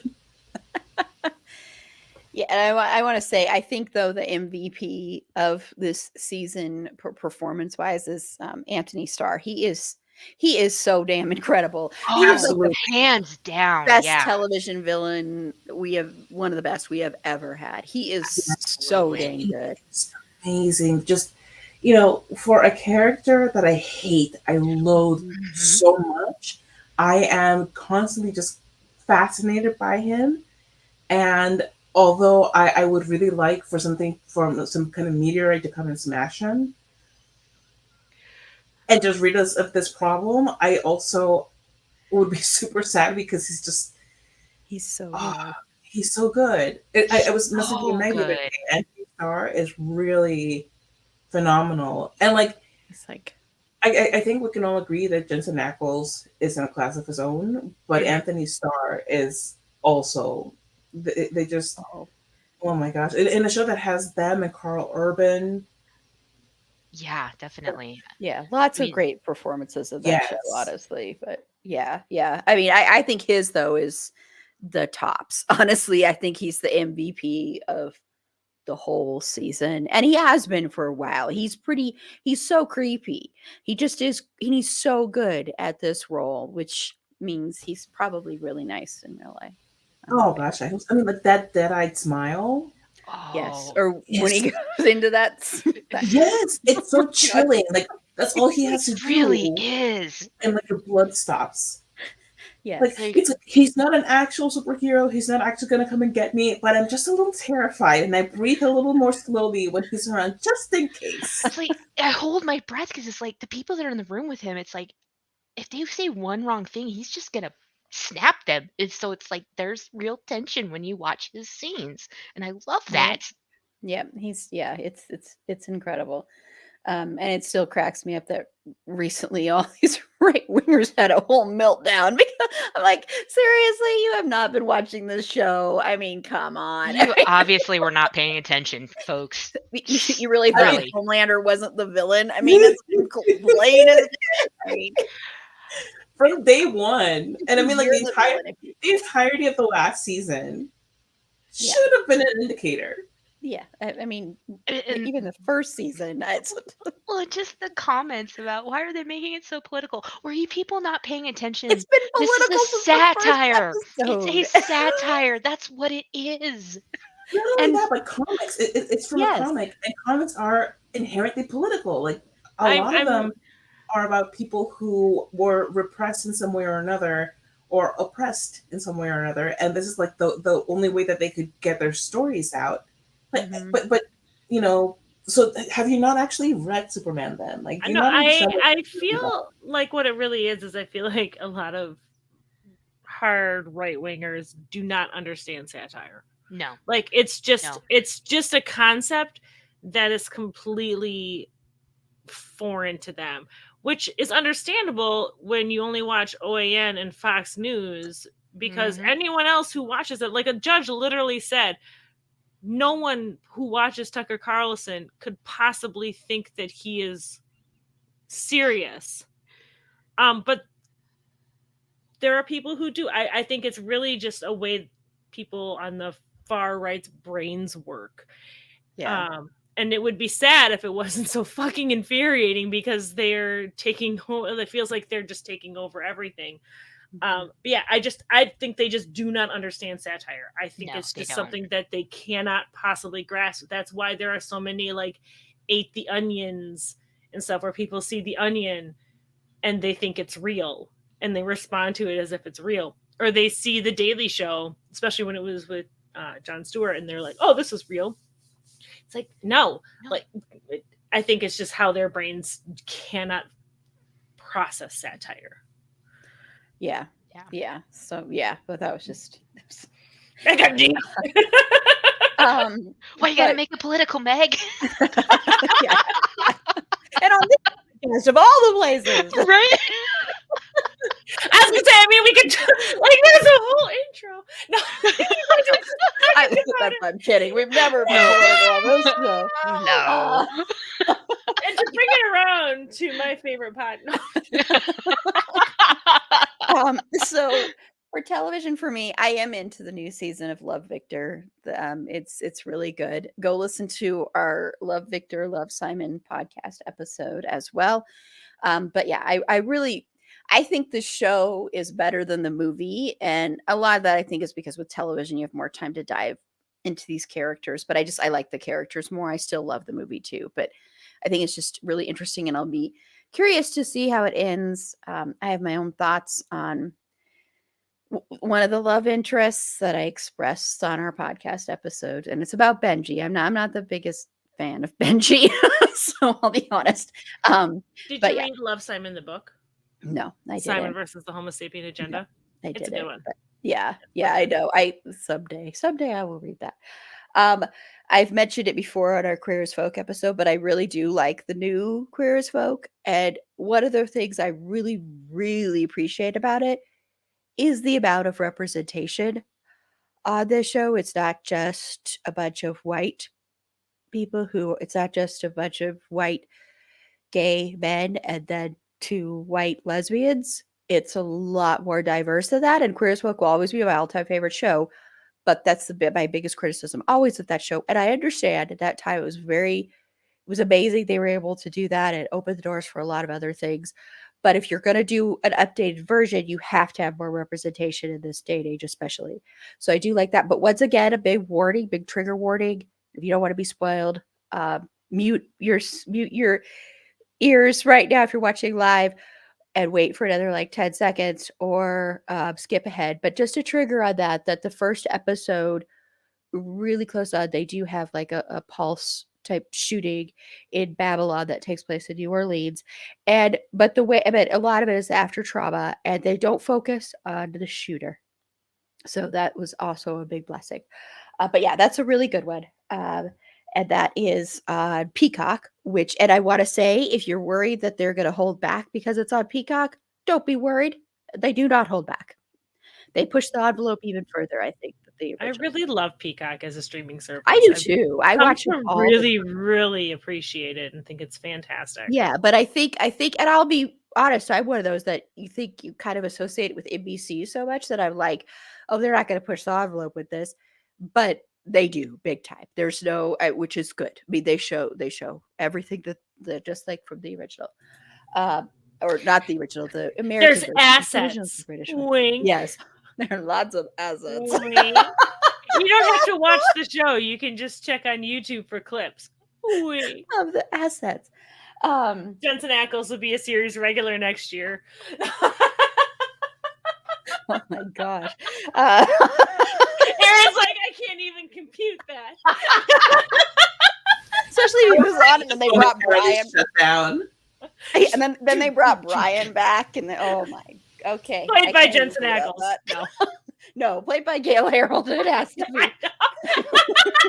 But Jensen Ackles can play his new love interest. But I mean, I love Justin and Brian. I do, but anyway. And I already mentioned, I'm not going to mention a lot of the docu-series that I've mentioned on here before, but just a quick shout again to The Deep End. Go check that out about Teal Swan.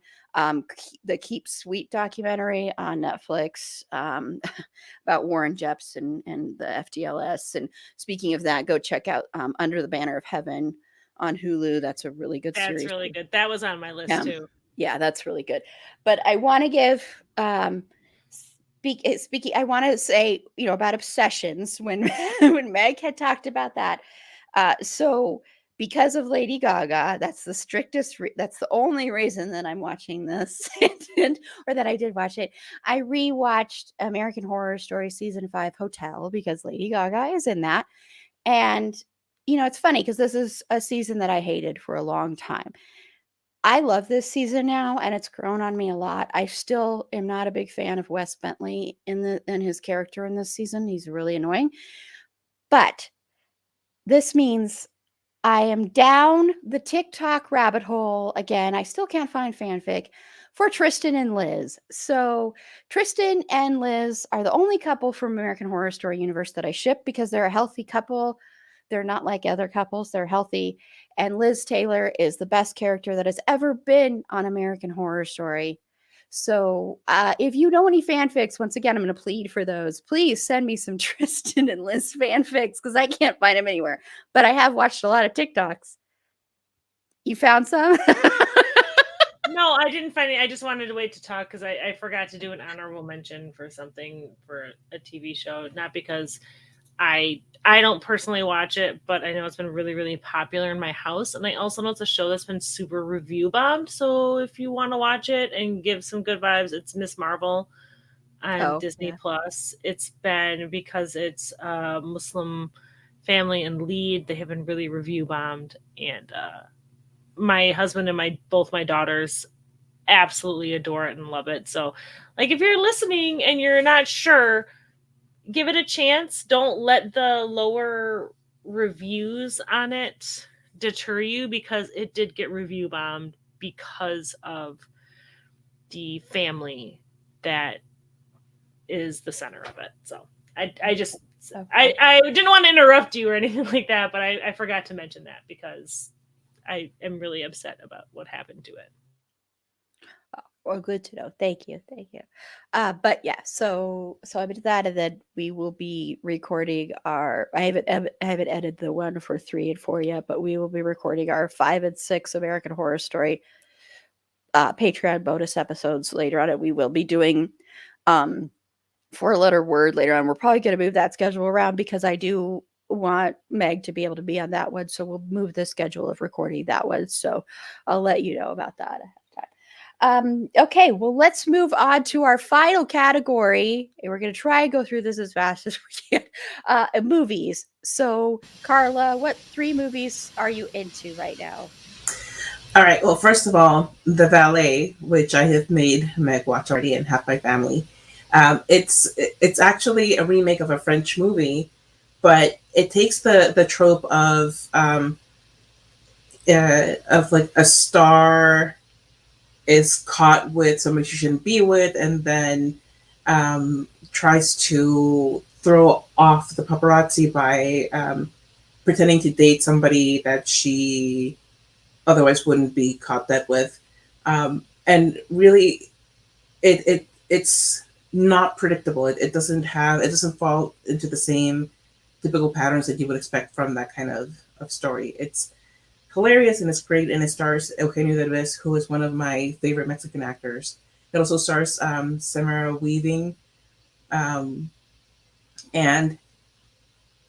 it's fantastic. It's funny, it's sweet, it has just so much wonderfulness to it, and I think everybody should check it out. That one's on Hulu. Also, I watched a couple of days ago Good Luck to You, Leo Grande.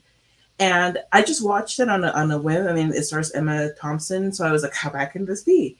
And it is fantastic. It's an excellent, excellent film about sexuality and aging and finding yourself and feeling yourself. Just, coming to terms with your own body and with your own with everything that you are. And there are some places that this movie you expect it to go that it doesn't go, which is great. And I really enjoyed the interactions, because most of the movie is just the 2 main characters by themselves. So I really just enjoy that. Every now and then it's great to get a movie like that. And then the third movie, on the same long flight on which my son discovered Teen Titans Go, so I was listening to Elton John, and the passenger in front of me was watching this film, and I was like, the hell is that? That looks really interesting. So I'm just watching this movie through like little bit that you can see of the screen between the seats. And every now and then her husband would like lean over, and I would be like, get your head out of it. In my mind, I wouldn't actually say that to him because that would be incredibly weird. Like, excuse me, I'm watching the movie that you're watching. Could you please get out of the way so that I can watch this movie as well? It's an Indian movie called Kagas, and it is Kagas translates to paper. And I'll read you the synopsis from Wikipedia. The film depicts the struggle and fight of Bharat Lal Bihari against the Indian bureaucracy who had declared him dead on government records.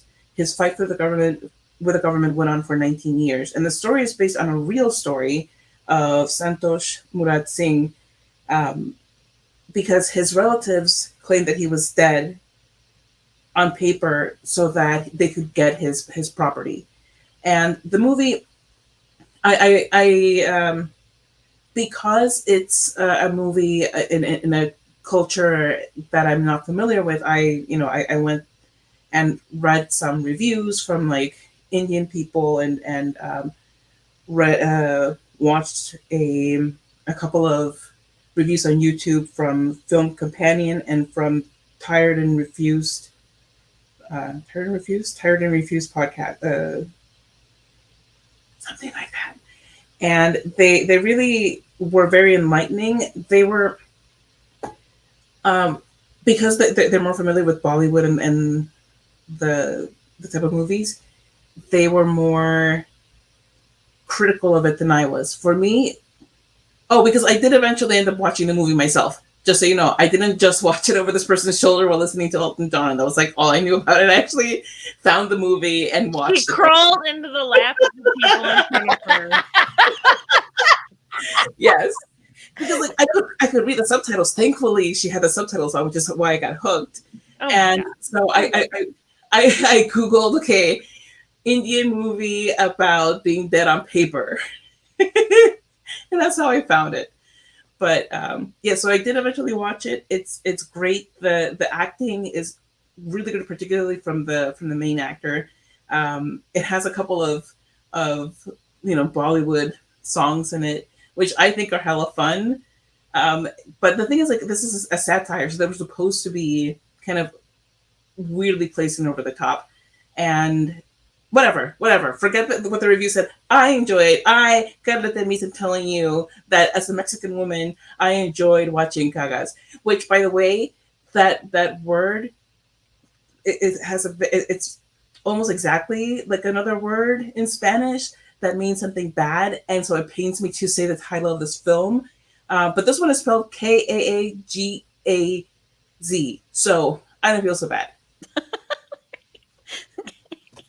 And then before Meg goes, there's Rebecca said another DC hoping that comes to SDCC is Gotham Knights with Misha Collins. So I know a lot of people are very excited about that. So I love that he's the old man on set for that. That just cracks me up. He's there with a bunch of like 22-year-olds, The old man on like set. their dad. And I'm like, you know what? You got big dad energy. I get that.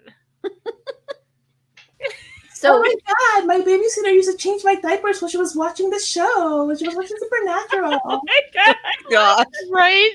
Your voice is like totally the soundtrack to my lullabies. It's so cool. That's one of my favorite stories, though, when they had someone come on the show and like, oh no, I've been watching my whole life. And like,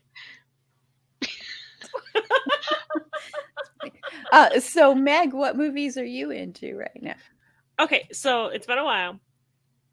I'm not going to talk about Dungeons and Daddies. Believe it or not, there's not a movie yet. Yet. Yet. But I am going to talk about another fun caper movie that I saw. It's been a bit since I've seen it, but it's been a bit since I've seen you. And that's The Lost City with Sandra Bullock and Channing Tatum. It's just really fun. It's really silly. It's a really stupid adventure kind of thing. It's fun. I think it's coming out streaming fairly soon if it's not already out streaming. It's one of the few movies in the past 2 years I went to see in the theater. And I don't regret it. It's not like great cinema. It's like Carlos talking about all these wonderful things. I'm like, this is a fun, dumb movie. And speaking of another fun, dumb movie that is streaming that I watched last night, and this movie took me 3 hours to watch because I have children.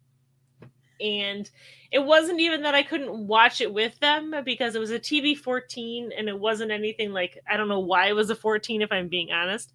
But my oldest daughter had just come home from camp and no one would stop talking.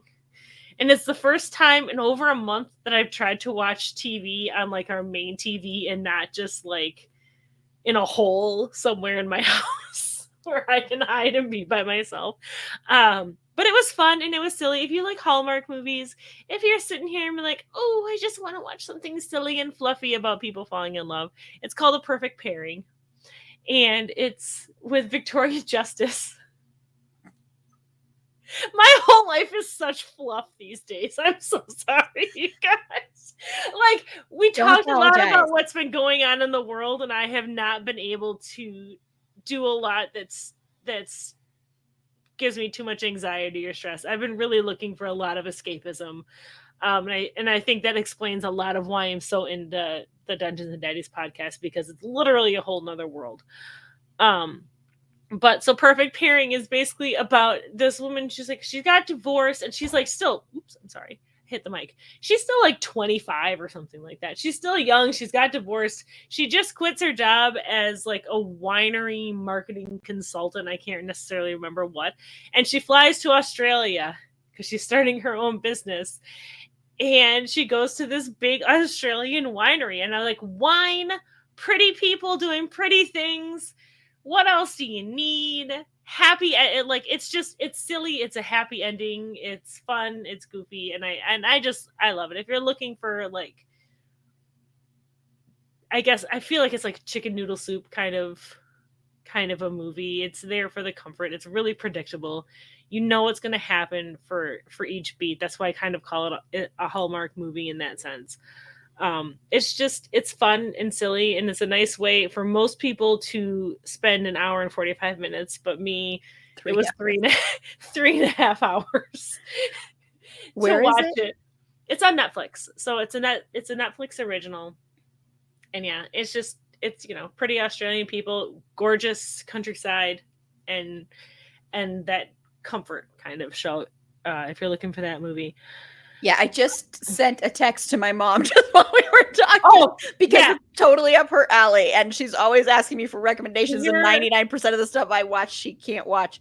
So I'm like, Mom, check this out. Your mom will love it. Your mom and I have a lot of tastes. Tell your mom about the podcast. Tell your mom to listen to Dungeons and Daddies. Clearly, I don't know if she'll be into that one. I know. And my third one, I had 4 and I can't decide, but I haven't finished the one. So my third one, I've been watching the Jennifer Lopez documentary on Netflix. I haven't finished it yet though. So my third one is the Father of the Bride remake. Yeah, my mom loved that. My mom said she loved that one a lot. On HBO Max, if I'm correct. Yeah. It's just, I thought it was a really good and really interesting remake. And I adored the original one. I love Steve Martin. I think him and Diane Keaton are just I loved it so much. I went into this remake really, really hesitantly because I love the original so much. But it wasn't trying to be it. It wasn't trying to remake the story, which I think I really, really appreciated it. It wasn't trying to be the same story retold. It's Andy Garcia and Gloria Estefan, and I cannot think of the younger actors' names off the top of my head. I'm sure Carla will pop in and tell me what the names are of them because she's looking. No, I won't, because I also don't know their names. Okay, great. Fantastic. She just had that look like she was ready to unmute herself at any second. I'm always ready to unmute myself at any second. Yes. But it was really cute and fun, and I got really angry at all of the characters at one point, which for me always feels like a really good recommendation because it elicits an emotional response from me. I loved the fact that I liked how it showed a Cuban family and a Mexican family, and how just because they're both Hispanic or Latino families, or I can't talk right now. They're not homogenous, and there are differences in the cultures between those two families and between those two cultures. And I really liked it. I really appreciated it. I thought it was funny. I thought it was heartbreaking in a lot of ways. And I thought it showed the generational differences between the parents and the children. I think it showed especially, and this is not something I personally know about because I am not the child of immigrants, but I did think it was a good portrayal of your parents coming from a completely different culture and then you growing up in America, and how those perspectives kind of clash at sometimes. And I think I thought it was really good and really heartwarming and really fun. I think Gloria Estefan was amazing in it. She was fantastic. And yeah, I liked it so much. And I'm probably going to be watching it again in the next couple days. I wonder why. Spoiler for an upcoming thing, I'm sure. Yeah. And my mom says thanks, by the way. This is perfect pairing is right down her alley. Like, it's just, yeah, the second you start describing it, I'm like, oh my gosh, I gotta text my mom right now. I'm like, it's not too late. spot. I can text her. Yeah.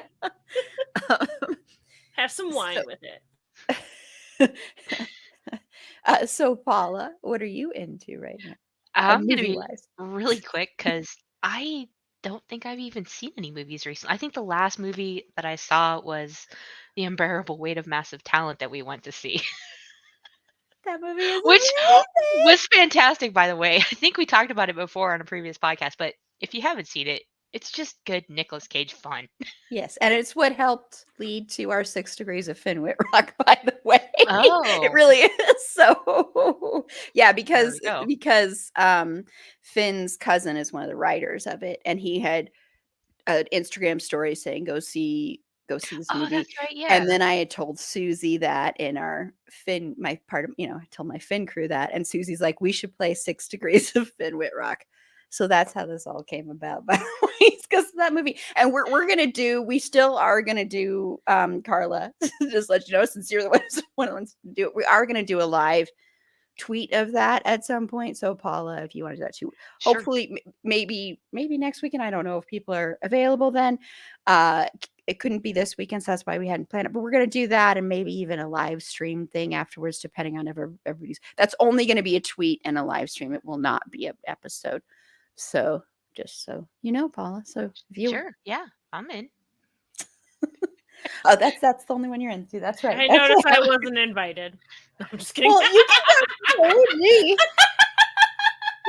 Dude, seriously, it's a great movie. It is so much fun. It is so much fun. Ridiculous. It's one of the and funniest fun. movies I have seen in ages. It is so good. And Pedro Pascal and Nicolas Cage need to just do like a series of movies together.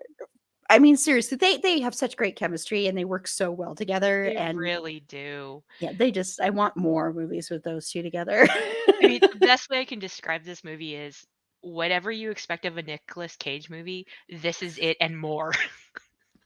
Yes, I love it. It's fabulous.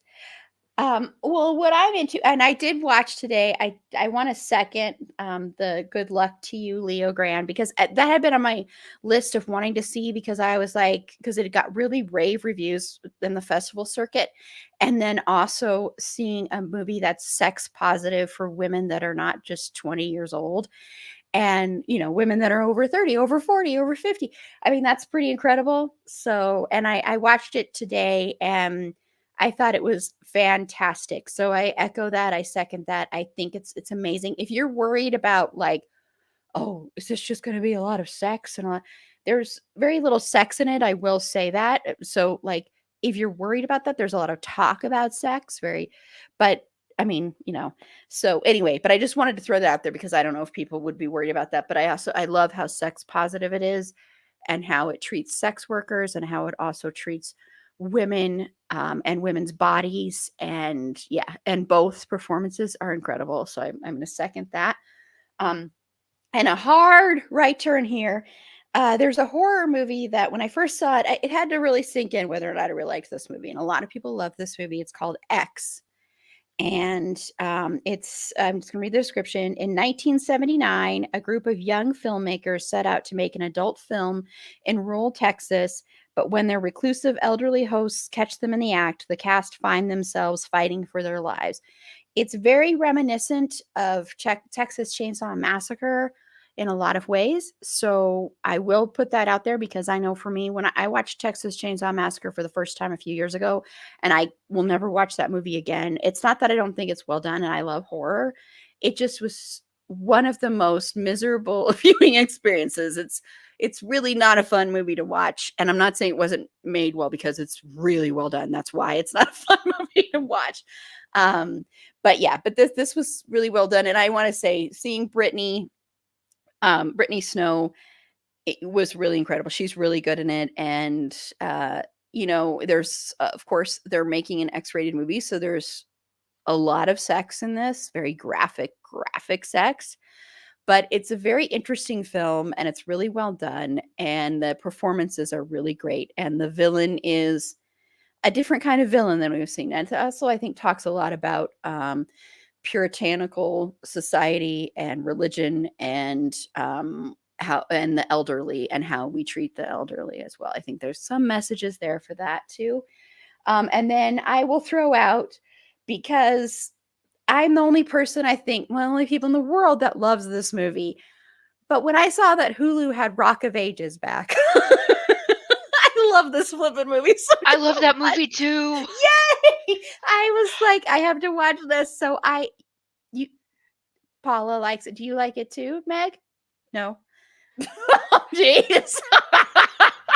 Sorry, my mouth is full of wine. I couldn't answer right away. But no, I'm not a big fan. I thought she was so disgusted by it that she wouldn't even come off mute. She's like, I wouldn't even No. I loved it so much. I've seen the live stage right? version. I want to see the live version. What? It's the Marky Mark What? one. Right? No. You're thinking of that Jennifer Aniston movie, which I can't remember what that's even called, but it's called Rock something. But no. This is a musical. It's with Tom Cruise plays like Yeah, you know the what? douchiest character I'm not ever, gonna and it's lie. glorious. I think I prefer the Mark Wahlberg one. it's about 80s hair bands and stuff like that, and it's all the music from that, and I love that music. And I know it's cheesy, and That's why it's so fun. but it's so much fun. I think it's a blast. And I know people hate on this movie a lot. People hate this movie. People that were in this movie hate this movie. They're all wrong. Yeah. But I want to see the live stage version, because I've heard that people go there dressed like 80s garb. They don't go dressed up to go to the theater.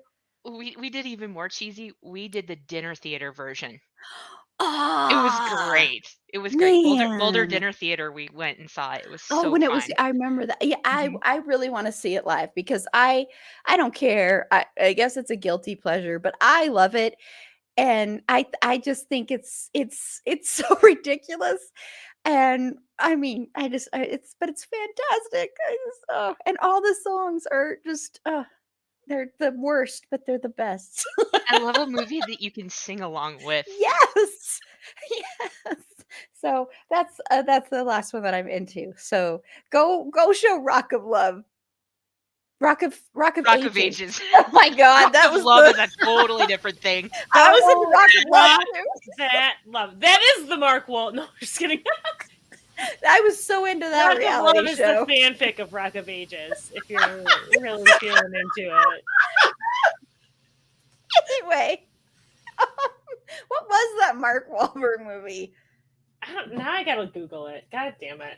Because I'll look at it. I don't remember what it was called, but like Mark Wahlberg rock movie, and it's gonna be like when he's a geologist. No, Is it Rockstar? Rockstar, that's right. Yeah, duh. I mean, that's like a pretty easy There thing. were- to watch. I can't There were believe a I couple of forgot. songs. There were a All couple of of us songs in the soundtrack that were really good. Okay. From Rockstar. Yeah. Are there Bon Jovi songs in there? No. I don't remember. I remember seeing that movie actually in the theaters, but I don't remember. Whatever his like fake rock band was, or fake rock name was, the actual singer had a couple. The actual singer is like an actual rock singer, and had a couple of songs on the soundtrack that were really good and really angsty. One of them was very angsty. One, it's loosely based on a real thing, so it's not like, with Judas Priest and when the lead singer and all that. Anyway, we're not going to talk about that anymore. Well, now I know Meg is playing, and I know Carla is not playing, even though Carla has this song. So we're going to move on to our 6 Degrees of Finn Whitrock segment. So Paula, are you playing? No, sorry. That's fine. You don't have to apologize. It's okay. As long as one other person is, then I'm okay. And then if nobody, I'm just kidding. It's fine. But we do Erin will still just need. play with herself. Oh yeah. Wow. She would like other people to play with her, but she's okay playing with herself. Oh my god. But we still are looking for the music. I think I'm just gonna have to find the music. I still need to see. I don't. Carla ignored all of my requests for the lyrics that I put out on social media. Oh, I'm sorry. I didn't see them. It's been like the most bananas couple of weeks. I'm just giving you a hard time.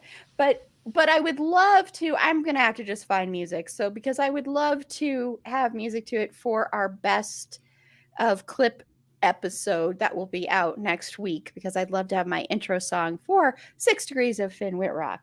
So Meg, which one of your things that you're into are you connecting Finn to? I'm just going to tell you what my stuff. Okay. You're gonna what? I'm just going to tell you what my 6 degrees are. I'm going to start with Okay. Finn Whitrock, and I'm going to say he was in the movie, he was in Unbroken with Alex Russell, who was in Bait 3D with Adrian Pang, who is in Judgment Day with Mark Lee, who is in Lee Chong Wei, which is a biopic, with Freddie Wong, who's the producer and one of the main characters of Dungeons and Dragons. That's amazing. I will not lie to you. I've been messaging Carla this whole time since I figured it out. I was like, I can't wait to do it because I am so glad that my silent torture is over. That's amazing. Now you can share with me in this awful thing.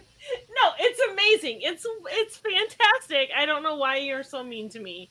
Well, I can just say that one of the lyrics in the song is, he's fantastic.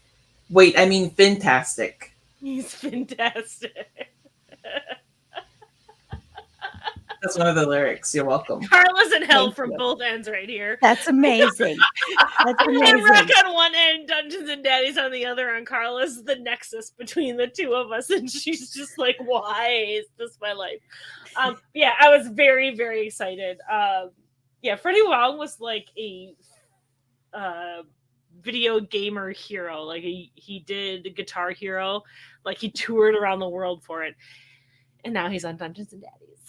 But yeah, I'm very proud of myself. I'm so That was excited. pretty awesome. I can't wait to share that one. I cannot wait to share that one. That's pretty amazing. It's pretty niche.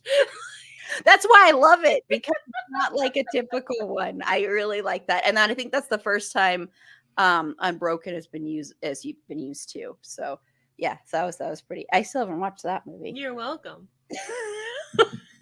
I So I used Good Luck to You, Leo Grand. So Emma Thompson was in Cruella with Emma Stone, who was in La La Land, and Finn Whitrock is in La La Land. He does not sing in La La Land, because part of the clip that I tagged Carla in is Jen and I were, because Jen said, "What, you should get Finn to sing this song." I'm like, no, Carla has to sing it. And she's like, well, what if, and I'm like, and I don't think Finn will sing this song. He will want to, because he said he doesn't sing. But then it ended up turning, and I'm like, well, they should do a duet. So that's still out there, Finn, if you want to do a duet with Carla. Yes, Finn, if you would like to duet with me.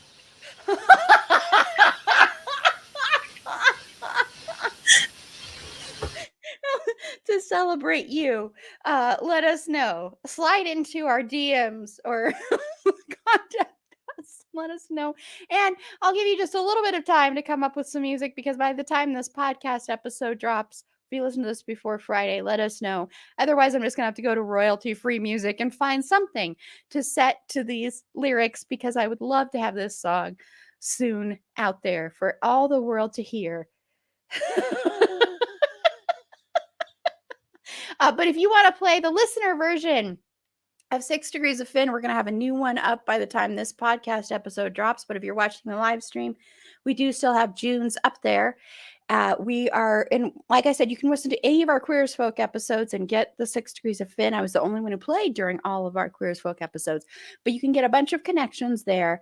So we have Queer as Folk, we have Orange is the New Black, Moonlight, the movie Moonlight, and then Brokeback Mountain. And another hint again about one of those movies, Finn is 1 degree away from. And again, I'll give that hint that the movie, the way he's connected to that movie is through another movie where he plays the token white guy. And once again, I'm going to say we need more token white men in movies. So there's your hint again on I feel that. like we just call those movies, and they're all just white men who are just there and all look the same. But anyway, so go to. I love how she's like, anyway. Go to itsafandomthingpod.com and hit the page that's literally titled 6 Degrees of Finn Whitrock. Submit your guesses by the end of July, since this episode's dropping then, or if you listen before, for our June one, by the end of June. We'll have our July ones out soon. And then we just randomly pick a winner the first week of the following month. And they get some It's a Fandom Thing merch. It's free to enter. It's fun. I love reading all these. I love reading all the ones that I'm sure are being anonymously submitted by Finn. So thanks for playing. But remember, I said I will send you free merch.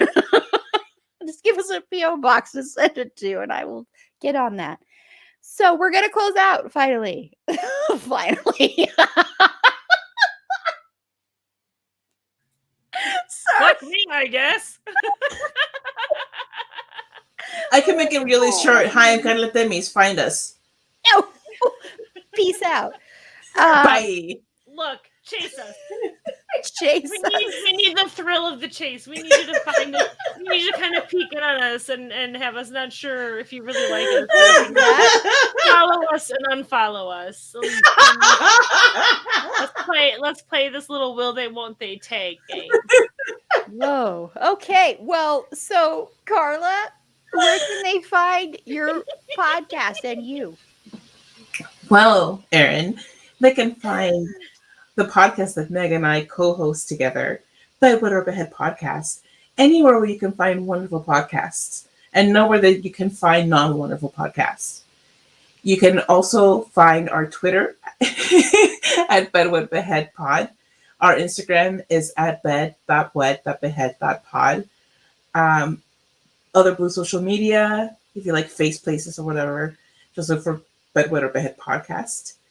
You can also find me and my art and my musings on Instagram and Twitter at Carlatemis, or on my website, carlatemis.com. That is CARLATEMIS.com. Thank you. She always has to say the .com part, or I get very sad. So, so Meg, where can they find you? You can find basically what has become my retweets. No, I'm just kidding. You can find me on Twitter and the Tweeterverse. You can find me at Wisconsinach, which is WISCONSENNACH. Yeah, if you're ever curious about my thoughts and feelings about a certain podcast, that's the place to go. And otherwise, it's mostly just rage tweeting about the entire world burning. So, like, it's really both ends of the spectrum. Either I'm wildly happy about something or just full of rage. So, I mean, I guess if you want to join that, follow me. Awesome. Thank you. And Paula. Hey, Paula. Where can they follow you? You can follow me on on Instagram or Twitter, or both, at It's My Sandbox. Awesome. Thank you so much. And this is Erin. You can follow me on Twitter at eAprilBeauty. The E and the A and the B are capitalized. Be sure to like the show on Facebook at facebook.com/itsafandom_thing_pod. On Twitter at fandomthingpod. No, it's in that one. On Instagram at itsafandom_thing_pod. On TikTok at itsafandom_thing_pod. if you would like to be a potential interview guest on the show, or if you're going to San Diego Comic-Con and would like to hook up with us there. Sorry, my panel is totally distracting me. I need to stop looking at them. Then reach out to us via our contact us page on our website, which is it'safandomthingpod.com. And on our next live stream, if you're watching this live stream tomorrow, join us at 2:30 Mountain Standard Time as we talk about Lady Gaga. So we're going to be talking about both Lady Gaga's music, her acting, and also her activism. And so you're going to hear me talk about a movie that I have not been able to rave about on any podcast, A Star is Born. Be prepared. My obsession for this movie is fantastic level.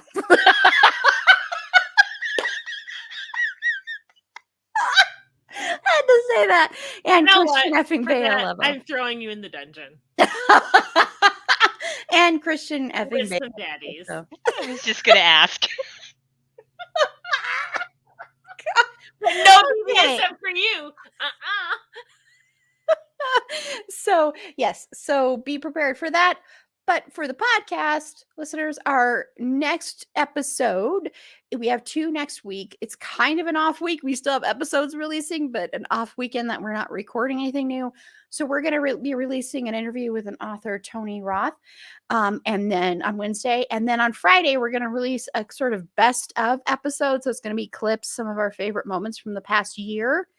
So if you have any if you have any favorite moments or anything like that you can get to me in the next couple of days, if you're listening to this podcast episode on Friday, but let us know and I will try to make sure to include those. Don't worry, there's going to be lots and lots from our Christian effing Bale month. There's going to be lots of Christian Bale on these, lots of Christian fucking Bale, because we have to have him on there. He's our unofficial mascot until the day he becomes our official mascot. And there will, of course, be lots of our Vice unofficial mascot, Finn Whitrock. So, but if there are any other things that you would like to give a shout out to or have us include, let us know. So slide into our DMs or however you want to do that. So thank you so much. Thank you to anyone who watched the live stream and watches it later. Thank you to Rebecca who's watched, Mal. Thank you so much. I really appreciate it. And thank you, Rebecca, for also sending in what you are into and little recommendations. And yeah, so until next time, remember, it's a fandom thing. Black Lives Matter and stop Asian hate. And thank you and have a good night, everybody. Bye.